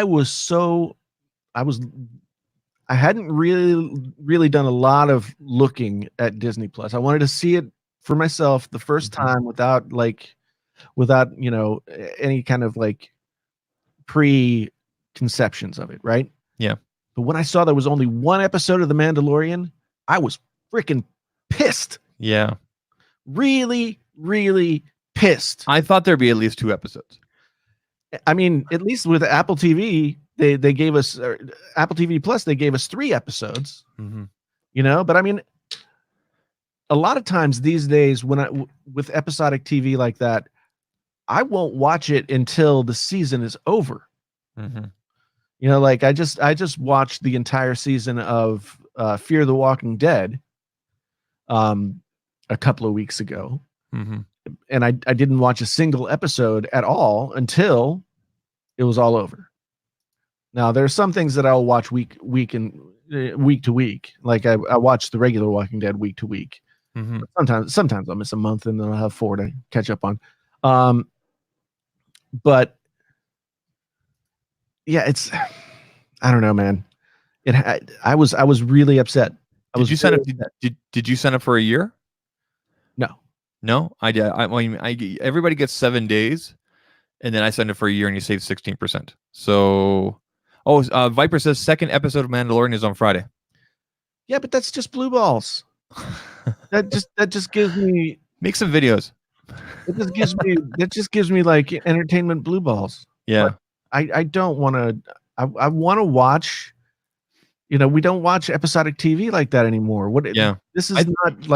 This is not network television. And that might be Netflix's advantage going into the future is that, hey, we're going to give you all the episodes right away for these great shows. Like, for example, when they drop Stranger Things, I guess season 4, which I thought they were just doing 3 seasons, but apparently there'll be a season 4. Yeah. I mean, they'll drop that, and then we'll all be able to talk about it 24 hours later because we'll watch all 10 episodes. That might be Netflix, along obviously with content that's above PG-13. That will be Netflix's. That might be one of their biggest things. Is, hey, we're going to give you all the things right away on our original content, right? Yeah. It's I don't know. So that was my initial take on Disney Plus was like, okay, this is cool. They've got so much stuff on here. But I'm like, a lot of it is stuff that I've already seen. So, and I don't feel like I'm not a big rewatch person. If it's a really good movie, I'll watch it several times. Yeah. But, I'm not somebody who just watches something to watch it. For me, there's not a lot on here I'm going to continuously watch over and over. Like for myself, for background noise when I'm maybe eating lunch or something like that, or maybe having dinner by myself or late at night while I'm on my phone, I might throw on like Avengers or one of the Iron Man movies or something like that. I like to do that. But for myself as a parent of a soon-to-be 8-year-old and a 5-year-old, it's going to be pretty cool that I can say, here, pick whatever you want. Yeah. So I understand your point. I think this is going to be terrific for people with kids that maybe they don't have the entire, like I'm looking through here, the entire, like there's a section for the Disney Vault, right? Like Lion King's in here, like not the new one, Lion King, like Avatar, like trendy, like Simpsons on here, Moana. So if I click on Out of the Vault, I mean, there's Little Mermaid, Cinderella, Snow White, Sleeping Beauty. I mean, that's Bambi, Lady and the Tramp, like the animated, Peter Pan, 101 Dalmatians, Have you all stuff I watched grew up those with. This is great. recently though? Like Lady and the Tramp is like, I don't know. They definitely are showing their age in terms of like in terms Oh of like yeah. their, you don't want to. I'm not a big fan of retconning movies or anything like that back to like, to our current standard of like how we relate with people. But there's Mhm. it's like watching comedies from the 80s that are predicated on like booby, you Yeah. know. Yeah. No, I get it. I mean, like I said, just as a parent, I've been looking forward to this, and it's not that I want to make this a babysitter. Like we restrict our kids to 45 minutes a day, which is I still think too much of screen on time, and that's both television, iPad. They don't have phones. uh, Um, I don't know, man. I have to admit that I never was. We did okay. So your kids are still pretty young, and yeah. that makes sense to me, um, at that age. But once my daughter got to like, once she got to a place where like there was stuff that she wanted to do, like, Mm-hmm. and she could like operate the things, and she kind of had her own free will about what she was putting on. Mm-hmm. We kind of never put screen time limits on after that. Like maybe when she was like, Well, how old was she? and she's gonna be 16 this month. No. When she started getting the independence, like you said. I want to say probably like 10 or 12. Yeah. See, so like my wife and I, we've already talked. Like, so my son will be 8 in January. My daughter just turned 5. So on the iPad, they play a couple math games, spelling games, and they have access to YouTube Kids. That's it. It's locked down. It's actually a first generation iPad Mini. When it comes to television, they generally only watch television like what we watch, or if we're in the same room. And Right. they like watching like HGTV, like renovation shows. And then my daughter likes watching Spirit, which is a Netflix original, Yeah. which is actually a really good show. Yeah. And my son is like, he's all Marvel, Lego, Star Wars. Like I've made him into a mini me, which I'm really proud of. Because man, it's so much fun to share this kind of stuff with my kids, because my dad never got into this kind of stuff when I was younger. But that's a different story. But anyway, My daughter couldn't give two craps. so anyway, we limit them to 30, 45 minutes a day. The iPad locks down after 45 minutes of total screen on time. That's between the two of them.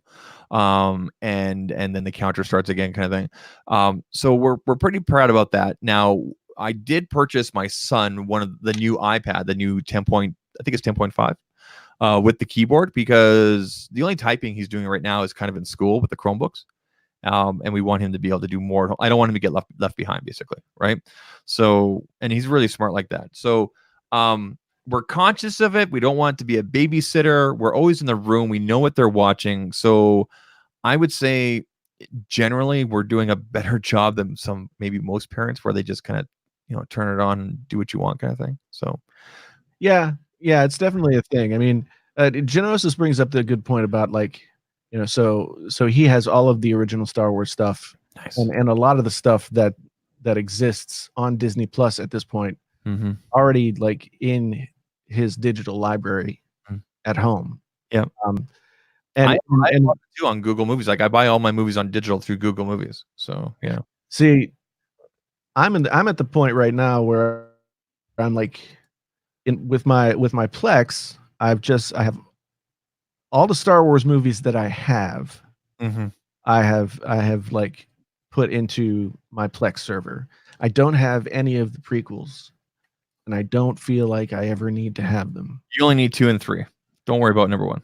I don't need any of them. But yes, Genosis, you're right. I mean, something like Disney Plus is better than a do-it-yourself kind of library of stuff for ease of use and convenience, for sure.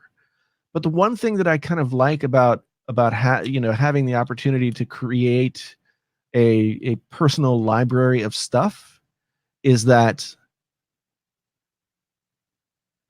it'll all be in one place. So like you say, Zach, you buy all your stuff on Google, when you buy a movie. Mm-hmm. We have a lot of stuff that we've bought on Apple. So we probably have like 20 or 30 movies that we bought on iTunes, right? Mm-hmm. One of the things that really chaps my whatever Careful. is that like I can download those movies. Mm-hmm. I can put them on a hard drive. I can watch them on a Macintosh. I can watch them on Apple TV. I can watch them, anywhere. But if I want to put them in my Plex server and watch them as part of my larger collection, I can't do it because they've made it so that it won't work. Yeah. So they put the DRM on there, and that makes me mad because that goes back to my question that I had for you today on Twitter about do you think a Plex server encourages or leads to more piracy?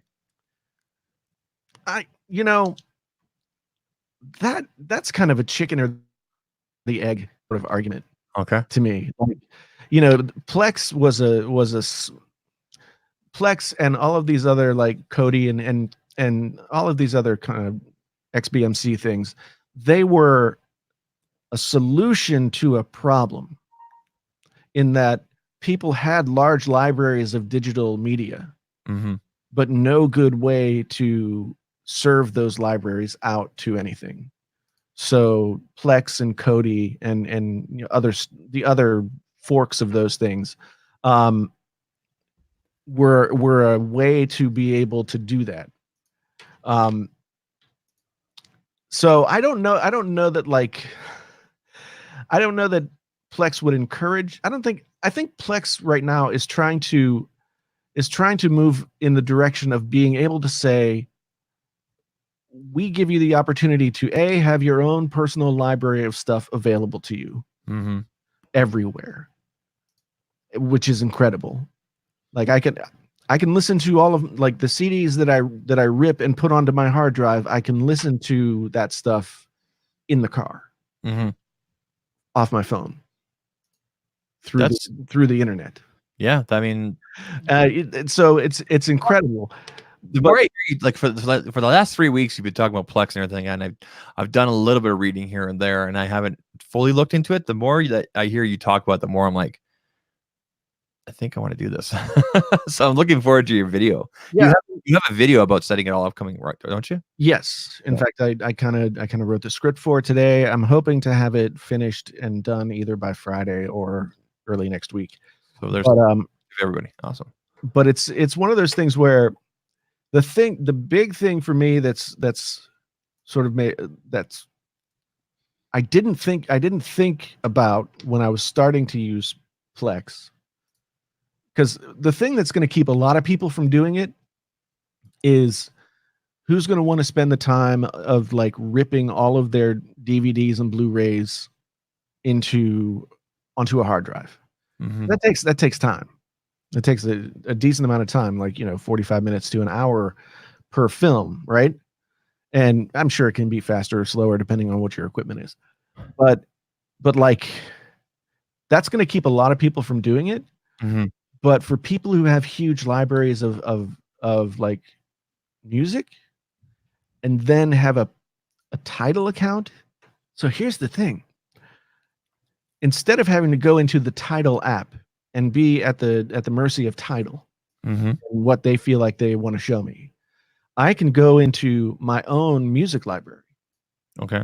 And look at all the artists and all the stuff that I've got there, choose something from my own library. And because my Tidal account is hooked up to my Plex account, not only do I have all of this records that I have of a particular artist in my own collection, but it pulls over everything else from Tidal. So if I have like, let's just say I have 2 Led Zeppelin records, right? Okay. And I have those burned into MP3s and they're on my hard drive. instead of only being able to listen to those 2 Led Zeppelin records that I personally own, I can listen to any Led Zeppelin record. Oh, But okay. but it's straight out of my own. It's straight out of my own library, as opposed to being at the whim of whatever algorithm your streaming service is using to try and serve you stuff. And that to me is like the big deal, because that's been the thing that's always really frustrated me about streaming services when it comes to music, Mm-hmm. is how discovery works. Okay.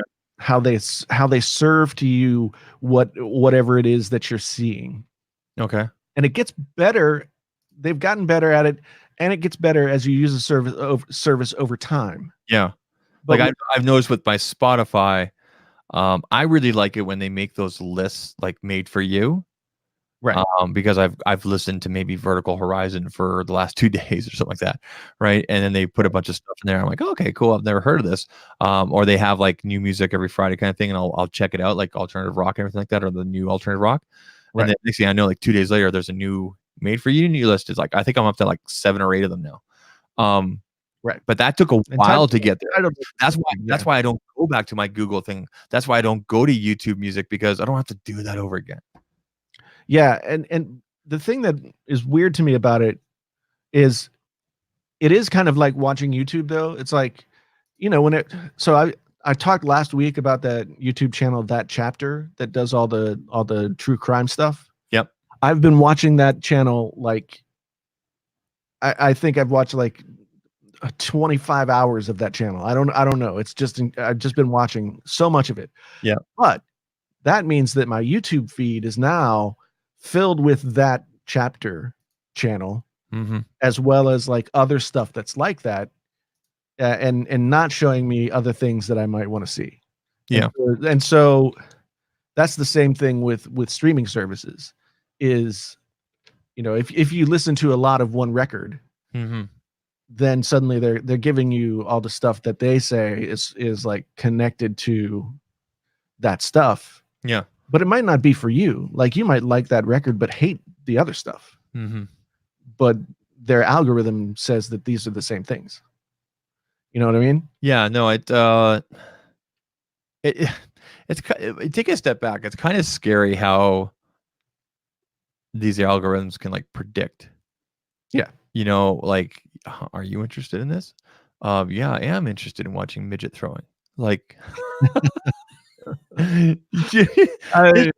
that's an interesting example to come up with. I'm just throwing it out there. No, I'm not interested. Anyway, I don't know. See, algorithms are like it can be a nightmare. They can be a blessing in disguise. Do you know what I mean? Like, it really depends on. And as creators, you and I know this through YouTube and everything. It can also be very frustrating, which leads me to the portion of the show where I say, if you're not a member, you need to become one, because Jason's doing a Q&A soon. Yes, I am. And you can ask him some questions. And one of my questions I asked you was, you guys will find out when he comes out with the video. Well, one of the perks of membership is being able to ask me questions for the Q&A videos that I make. And there's going to be some like, live streams that will be members only eventually soon. Jason will come over and tune your headphones as long as you live within a 5-minute walk. There is somebody who watches the channel that lives in my neighborhood. No. Yeah, because I was out walking. I was out walking in the summer, and I just happened to have this T-shirt on. Right. The original Painfully Honest. Yeah. And the one where you put the background. I have the one that doesn't. Like, I have the better one. Yeah, I know. This was my best. Hey, guess what? I also have a cell phone case with before you do. I know. Get that merch now, people. Hey, mods, can you post the merch link? Guys, seriously, like, this is, I'm not just saying this because I'm here. This is actually a really nice case. Like, this is like a nice matte, like, not going to pick up fingerprints. It's a thin TPU. It got access to all ports. It's like, I was gonna take the Apple OEM, the leather one, but it's slippery. Yeah, it's slippery. You gotta scuff those babies up. Yeah, and I'm gonna take this to Mexico. So, Jason, I'm taking a little bit of you to Mexico. Oh, good. Good. Hopefully you don't come back with a little bit of something else. No, you can drink the water, but don't you eat the ice. Mas tequila. I see. You've heard that song, right? I think so. Sammy Hagar. Mas Yeah. tequila. Yeah. Who's Sammy got the drums? is not one of my favorite people in the world. Really? I love Sammy. Man, love Sammy Hagar. I thought when I was a kid, I thought I hated Van Halen. Yeah.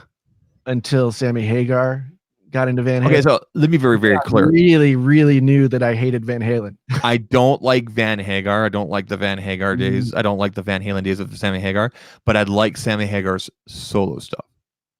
He just seems like such a doofus to me. He does. He definitely does come across as a douche. But I mean, yeah. So I still like Diamond Dave the best for Van Halen. Yeah. I mean, everybody's like all the young people listening and watching and going, huh? What? Yeah. Look it up, kids. Van Halen. I am a music snob, Septi, and there's no ifs, ands, or buts about it. I am 100% dyed in the wool. Will not respect your own feelings about what you like. Music snob. I'm like, I'll tell you, you're wrong. I love this. You're wrong. I wanted to look this up for you, but I did find it. This is the Tragically Hip record is the 180 gram. Okay. So I don't know if it's going to sound different. Like I just have one of these. So the two record players we have around the house just for everyday playing are just one of these like everyday speakers built in. They cost like $50 on Amazon kind of thing. But I have an actual professional reloop one hooked up to our soundbar down here, which I know I'll be able to tell the difference. So I'll let you know. But yeah, I think I've got maybe the best audio setup that I've had for a long time in our entertainment room right now. Nice. And it's not perfect, but it is probably the best that I've had in a really long time. Did you hear about this story? Yugo says here about the Apple Card apparently being sexist. Apparently there was some people. The guy had worse credit than his wife, and he got more money or something like that than his wife did. There was an explanation behind it, though. I did hear about that. It's not really Apple. It's Goldman Sachs. Yeah, it's the way that Goldman Sachs, and I imagine it's the way that like a lot of other financial institutions, how their little algorithms that they use to do that stuff work. Mm-hmm. I mean, newsflash, people. Women have been discriminated against financially in this country for a long time. Yep. And it's built into the system, and I'm sure that that's part of what caused that to happen. So the story behind that is it's not Apple, it's Goldman Sachs. But Apple makes a better headline. Apple is sexist against women for their credit card. That's a better headline. I knew when Apple announced that they were going to partner with Goldman Sachs on that card, I was like, you called it here. I remember that. We did the show. Not going to go well. Yeah. Because, Goldman Sachs, like, I mean, aside from the fact that nobody went to jail. Okay. Yeah. 2008 happened. Nobody went to jail. That's one thing. Okay. But, now they're partnering up with Apple. I guess you could say like, water under the bridge, whatever, blah, blah, blah, blah, blah, blah. Anyway. No. But at the same time, like, I don't know. I actually wasn't able to get an Apple Card. Did you try applying for one? I tried to get one, and like, I don't know why. Actually, I do know why, but it's not that I have bad credit. It's just that I like in a constant battle with student loan people. Gotcha. Which I didn't apply for one because you can't apply for one up here yet. Right. Yeah. I probably will for my Apple purchases. Even though technically my TD Visa's way better because I get a lot more points with that. Hey, Jason, but speaking of TD Visas and points and everything like that, are you planning on going? Have you made any plans to go to CES this year, the Consumer Electronics Showcase in Las Vegas? I have been thinking about it. Okay. I recently booked an Airbnb. Okay. That is a 5-minute drive away, 15-minute walk from the main convention center. Cool. I'll be sharing with somebody else, but we have our own separate rooms and we have our own separate toilets. We have a shared shower. That's fine with me. Everything I'll be taking with me, I'll be carrying with me already on my backpack. I'm not taking my laptop. I'm taking my iPad. So I don't have to really worry about anything being stolen. It's my first Airbnb. And my flight is paid for with points. And for those, I'm going down on the 5th, which is the Sunday before. And I'm flying back actually on the 13th. So it ends on the Friday on the 11th, but I'm going back on the 13th because that's the free flight time that I got with my points. But for the stay, it worked out to 485 total in Canadian. So if you convert that, it's like 400 US. Right. It's a decent place, and they're going to cook me breakfast every morning. So that's good. I mean that, and Yeah. I want to do I want to do it. I had something working. Somebody contacted me about doing something for CES that would have paid my way there, and then that thing got postponed or put on hold or whatever. And I haven't like started looking for other ways to get there. Yeah. So I need to get there, and that actually. I mean, if I could get something for that, because I think from here you can get flights to Las Vegas from Chicago for like $100. Yeah. No, it's like I'm in Calgary, so I'm a barely a 3-hour flight away. Like Las Vegas is directly south of us. Yeah. I could almost drive there. I could drive there in 1.5 days if I wanted to. But I don't want to. So I mean, this is nice and close. Obviously I have to pay for food and Ubers and all that kind of stuff or Lyft or whatever. That's fine. But I intend on going to a lot of the get-togethers and everything like that, like the parties and everything. I know TK is gonna hook me up and everything like that. Hopefully I can meet up with some other tech tubers and everything like that. The main goal is obviously meet with brands. I've already set up some meetings and everything because I didn't go last year because I was in the hospital. Remember, I got sick the Thursday before I was supposed to fly down. Yeah, I lost the money on that flight there because obviously I couldn't refund it. But I was able to cancel the hotel, and like an idiot, I originally booked like on the Strip, which honestly, I mean, you go to CES to go to CES. If you want to go to the Strip, then fine. I don't care about the Strip and everything. I care about getting to the convention center, meeting with the brands and people, and then getting back. I plan on vlogging the whole thing on one of my phones. Right. I'll do like a daily vlog thing. And yeah, it should be a good time. So, let me know. You and I will discuss offline. Yeah. I want to go back to Alex's super chat. Thank you for the super chat, where he says that he has had the Apple Card and gotten a $300 cash back in 3 months. Wow. Is that good? Is that good or bad? $300 cash back in 3 months? I would say that's pretty good. I mean, I don't know. I don't have any cards that give me cash back, but that's pretty incredible. I guess he says he pays his rent with the with the Apple Card, so that's how it happens. But that's pretty good. I mean, the Apple Card seems like a good deal, but I always, with stuff like that, I'm always kind of like, it seems too good to be true, right? It's like there's got to be something somewhere that it's like nobody gives you all that awesome stuff and free money. It's like you get to use this card and it gives you all this stuff and it gives you free money and you don't have to, nothing happens to you otherwise. I just don't trust that. Yeah. There's got to be something. Well, I mean, yeah, if Apple puts their name on it, people generally just jump all over it, right? Lord knows Apple has never taken money from people.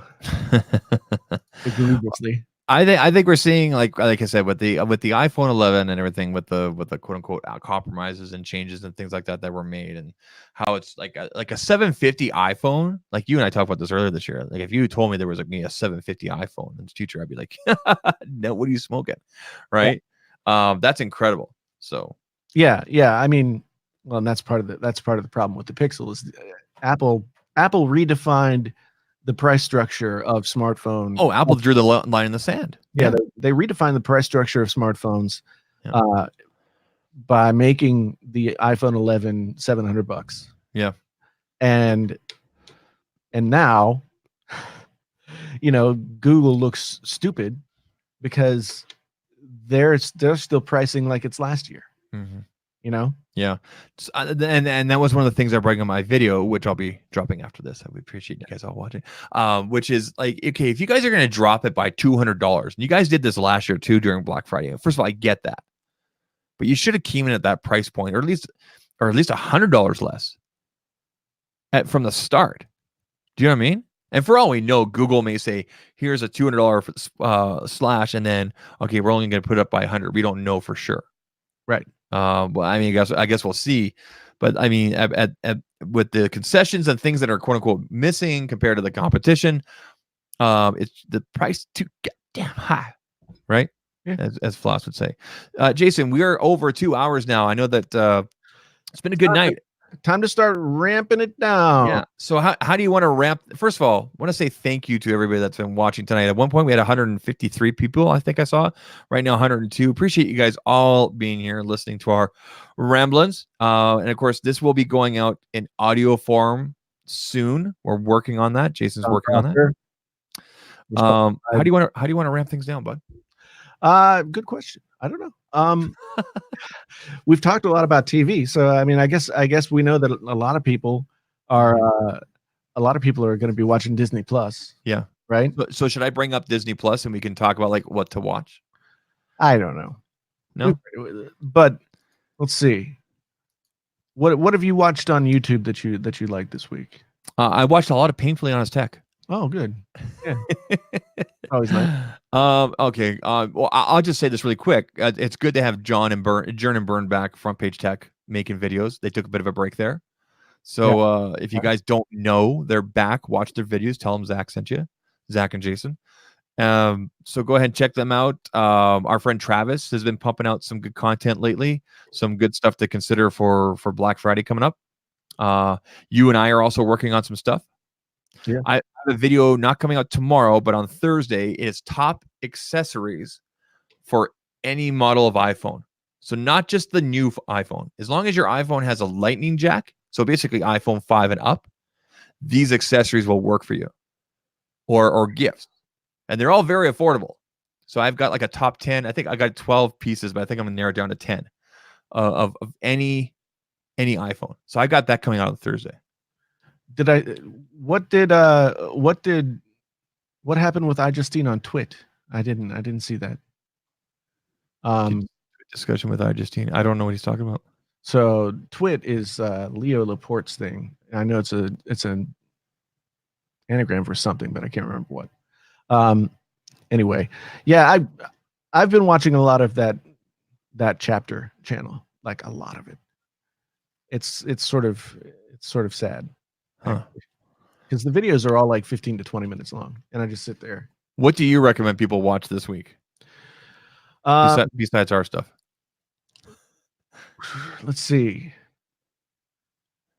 That's a hard question to answer. I mean, I'm really impressed with The Mandalorian. So if people are into that, that's what I'd be watching. Look at Austin. Look at Austin. Dude, this is my favorite 2 hours of the week. Thanks, Austin. Oh, that's nice, man. That's so sweet. That is nice. Thank you. Yeah. This Week in Tech. Okay. I knew it stood for something, but it's called This Week in Tech, but they're on like 24 hours a day. This complete week in tech. Yes. I mean, they do live streams like literally, it seems like 24 hours a day. Wow. But yeah, it's Joe Rogan. El Jefe is recommending the Joe Rogan, the Philip DeFranco. I don't know Rogue Rocket. Oh, Rogue Rocket is Philip DeFranco's like news channel, basically. Oh, okay. He does some of the hosting over there, but it's all well researched by the team. It's actually really good. They've done some really cool deep dives. The Rogue Rocket is like, yeah, that's a really good channel. Rogue Rocket, definitely. Yeah, that's a good, definitely Rogue Rocket. Yeah, here on YouTube. Yeah, and as Hugo said, if you want to join the Discord server, there's the invite link. Come on over. We're creating a community of Discord. We're Discordians. Discordians. Yeah. Yes, that's what we're doing. I don't know. I've got to get up to my in-laws are coming to visit tomorrow. Is that good or bad? It's not. It's fine. I like my. It's fine. No, I mean I like my in-laws. Isn't your isn't your father-in-law supposed to be helping you with something? I hope so. I mean, right now I've got 2 heaters going on in here, and it's okay. I was going to ask you about that. If you're going to move back to the other room, Studio B, for the winter, because you didn't insulate or do anything. I haven't had it yet. I mean, the idea was my father-in-law is going to be here starting tomorrow, and he and I were going to go try and figure out, like, we're going to put a door on this room, and we're going to try and figure out some other things that could be done. It just got really cold faster than I thought it would. Was that your computer or mine? That was mine. Okay, I keep on thinking it's mine. I'm looking over and like my Discord is turned off. Like I don't have notifications. People are joining the Discord. That's what are they? That's the sound of Discord. I just dropped my video, so maybe that. Yeah, I wanted to get it out there. So throw a link in the. You want me to throw a link in the chat? Go for it. All right, everybody. So please, if you wanna be a big help. Pixel 4 was nothing but an experiment, and I'm whoop. That's the opening. There's the opening. Yeah, here's the video that I just dropped right here, guys. If you want to check that out, like I said here at the start, have a listen. The Pixel 4 was nothing but an experiment, and I'm going to tell you how they can make the Pixel 5 the best phone ever. Okay. Boom. In your face. Teaser. So go check. Hopefully that triggers some people. We'll see. Yeah. It's a fair video. It's a very fair video. Well, yeah, I mean, and I think there's always been a way that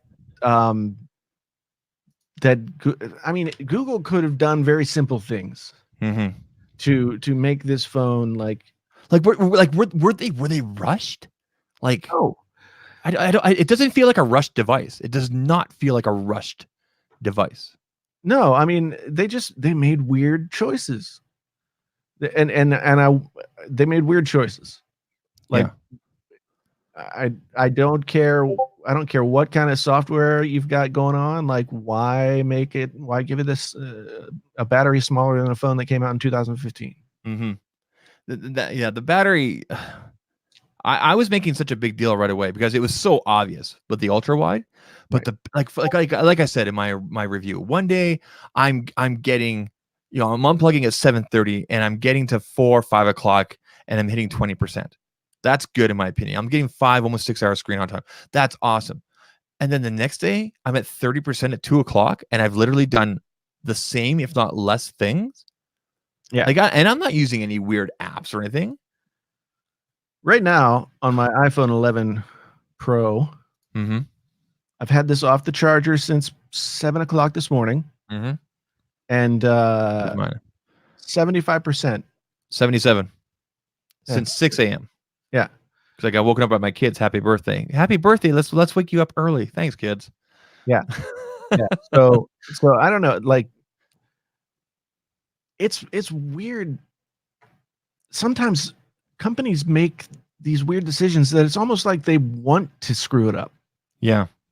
They want to screw it up just enough that like it can't be perfect.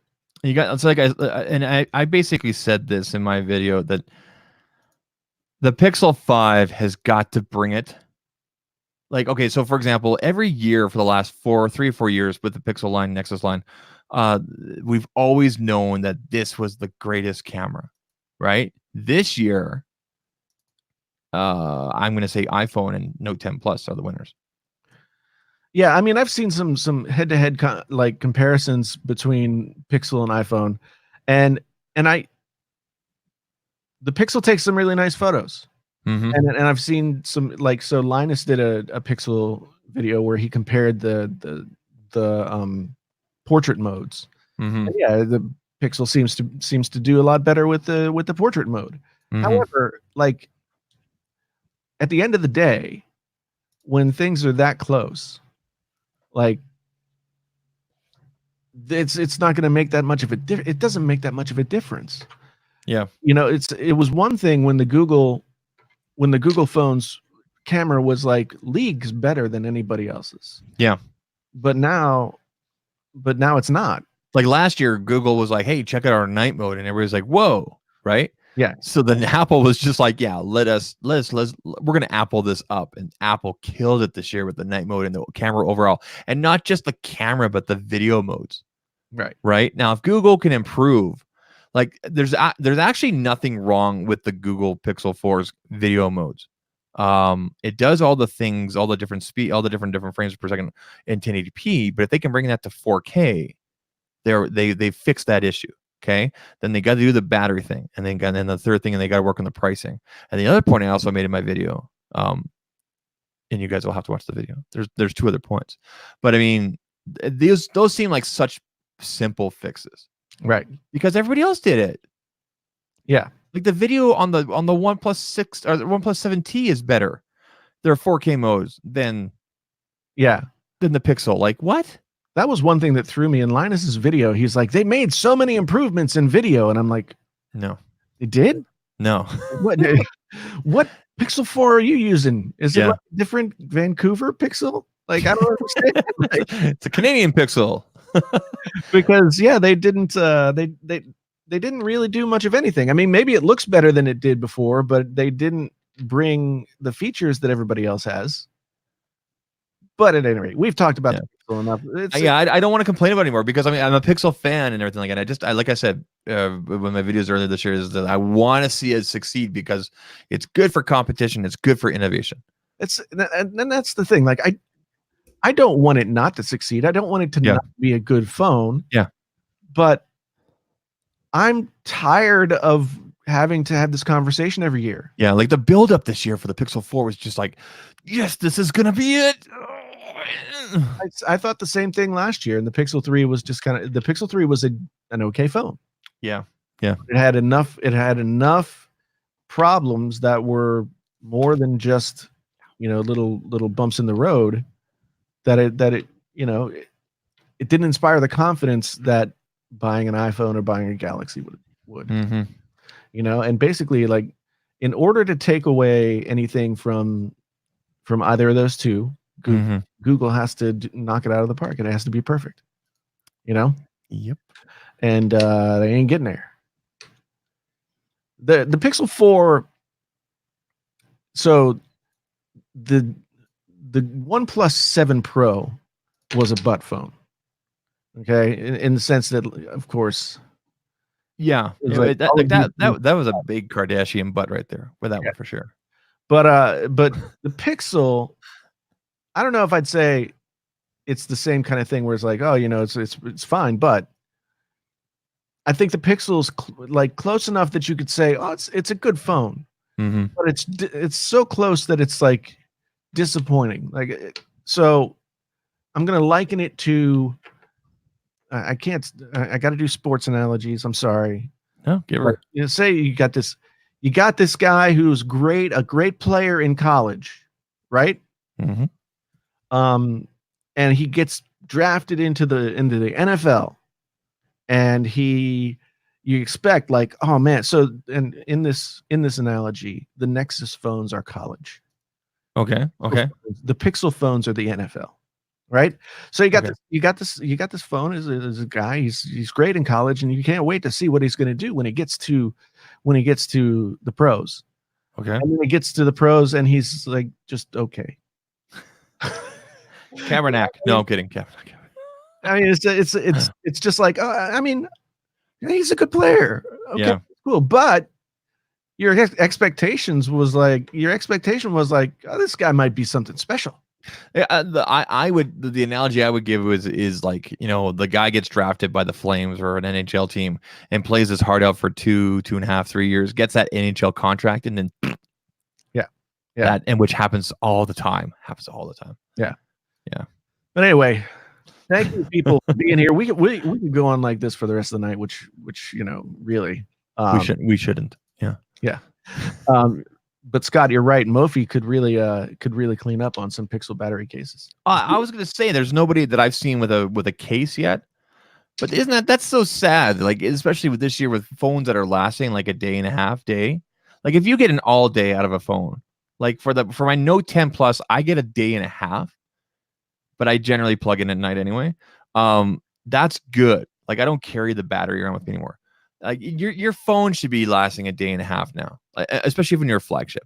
All right, I have to give props to legit Montreal Thigpen for taking the analogy exactly where it needed to go. Huh? So 4 is the Doug Flutie of smartphones. Ah, there it goes. See, Doug Flutie used to play for the Stampeders up here. Yeah, I mean, Flutie had a good pro career, but he was amazing in college. Yeah. He was amazing in college. You know, he was really good when he played for the Stampeders up here. We won 2 or 3 Grey Cups with him. But you know what? It's the CFL. There's 6 other teams. There's 6 or 7 other teams. I just saw a CFL highlight the other day. Former West Virginia Mountaineer player had the 3rd longest return for a touchdown in CFL history the other day. Okay. It's the longest since like 1950 or something. So anyway, we could get. I should start a sports podcast as well because I would be terrible at it because I just know hockey. I don't know anything about hockey, but if you want to talk about college sports, football, baseball, Anyway, folks, thank you so much for being here this evening, hanging out with us, doing the thing. Fun times. Zach, thank you for doing the co-hosting as you do. Yeah. And now I'm tired. See, this is where I totally like burn out and lose all steam and can't think of like what to say to make the podcast end. I'll just say this: go out and get your Painfully Honest Tech merch.